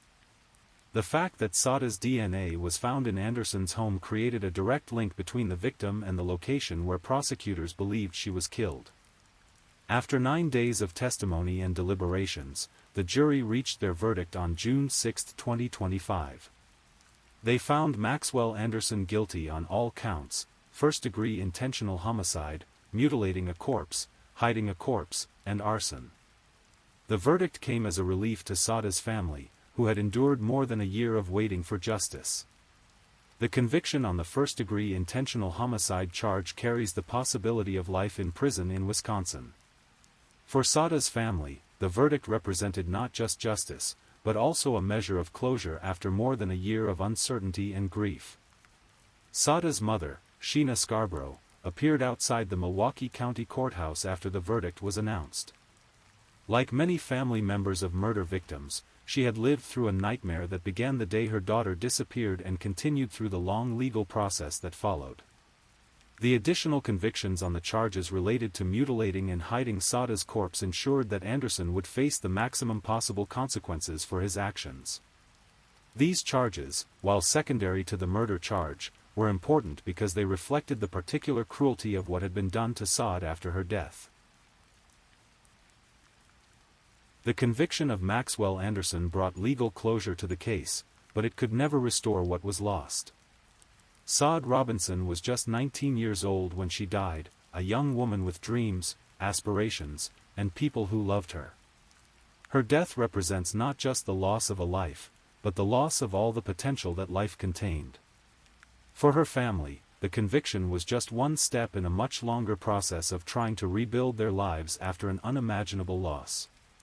The grief of losing a child is difficult enough under any circumstances, but losing a child to violent crime creates additional layers of trauma that can last for years. The case also served as a stark reminder about the dangers that can lurk behind seemingly normal social interactions. Saad thought she was going on a first date with someone she'd met, the kind of everyday occurrence that happens thousands of times every day across the country. She had no way of knowing that the person she'd agreed to meet was capable of murder. The investigation revealed that Anderson had put considerable thought and planning into his crime. This wasn't a spontaneous act of violence, it was something he had considered and prepared for. The evidence suggested he had made deliberate choices about how to kill Saad and how to try to avoid getting caught. The murder of Saad Robinson forces us to confront uncomfortable truths about the world we live in. We want to believe that we can trust our instincts about people, that dangerous individuals somehow reveal themselves through their behavior or demeanor. But Anderson appeared normal enough to convince Saad to go on a date with him, normal enough to sit through dinner and drinks without raising any red flags. This case is particularly disturbing because it represents every parent's worst nightmare, the fear that their child could encounter evil while doing something as ordinary as going on a date. There were no obvious warning signs, no clear indicators that Anderson posed a threat.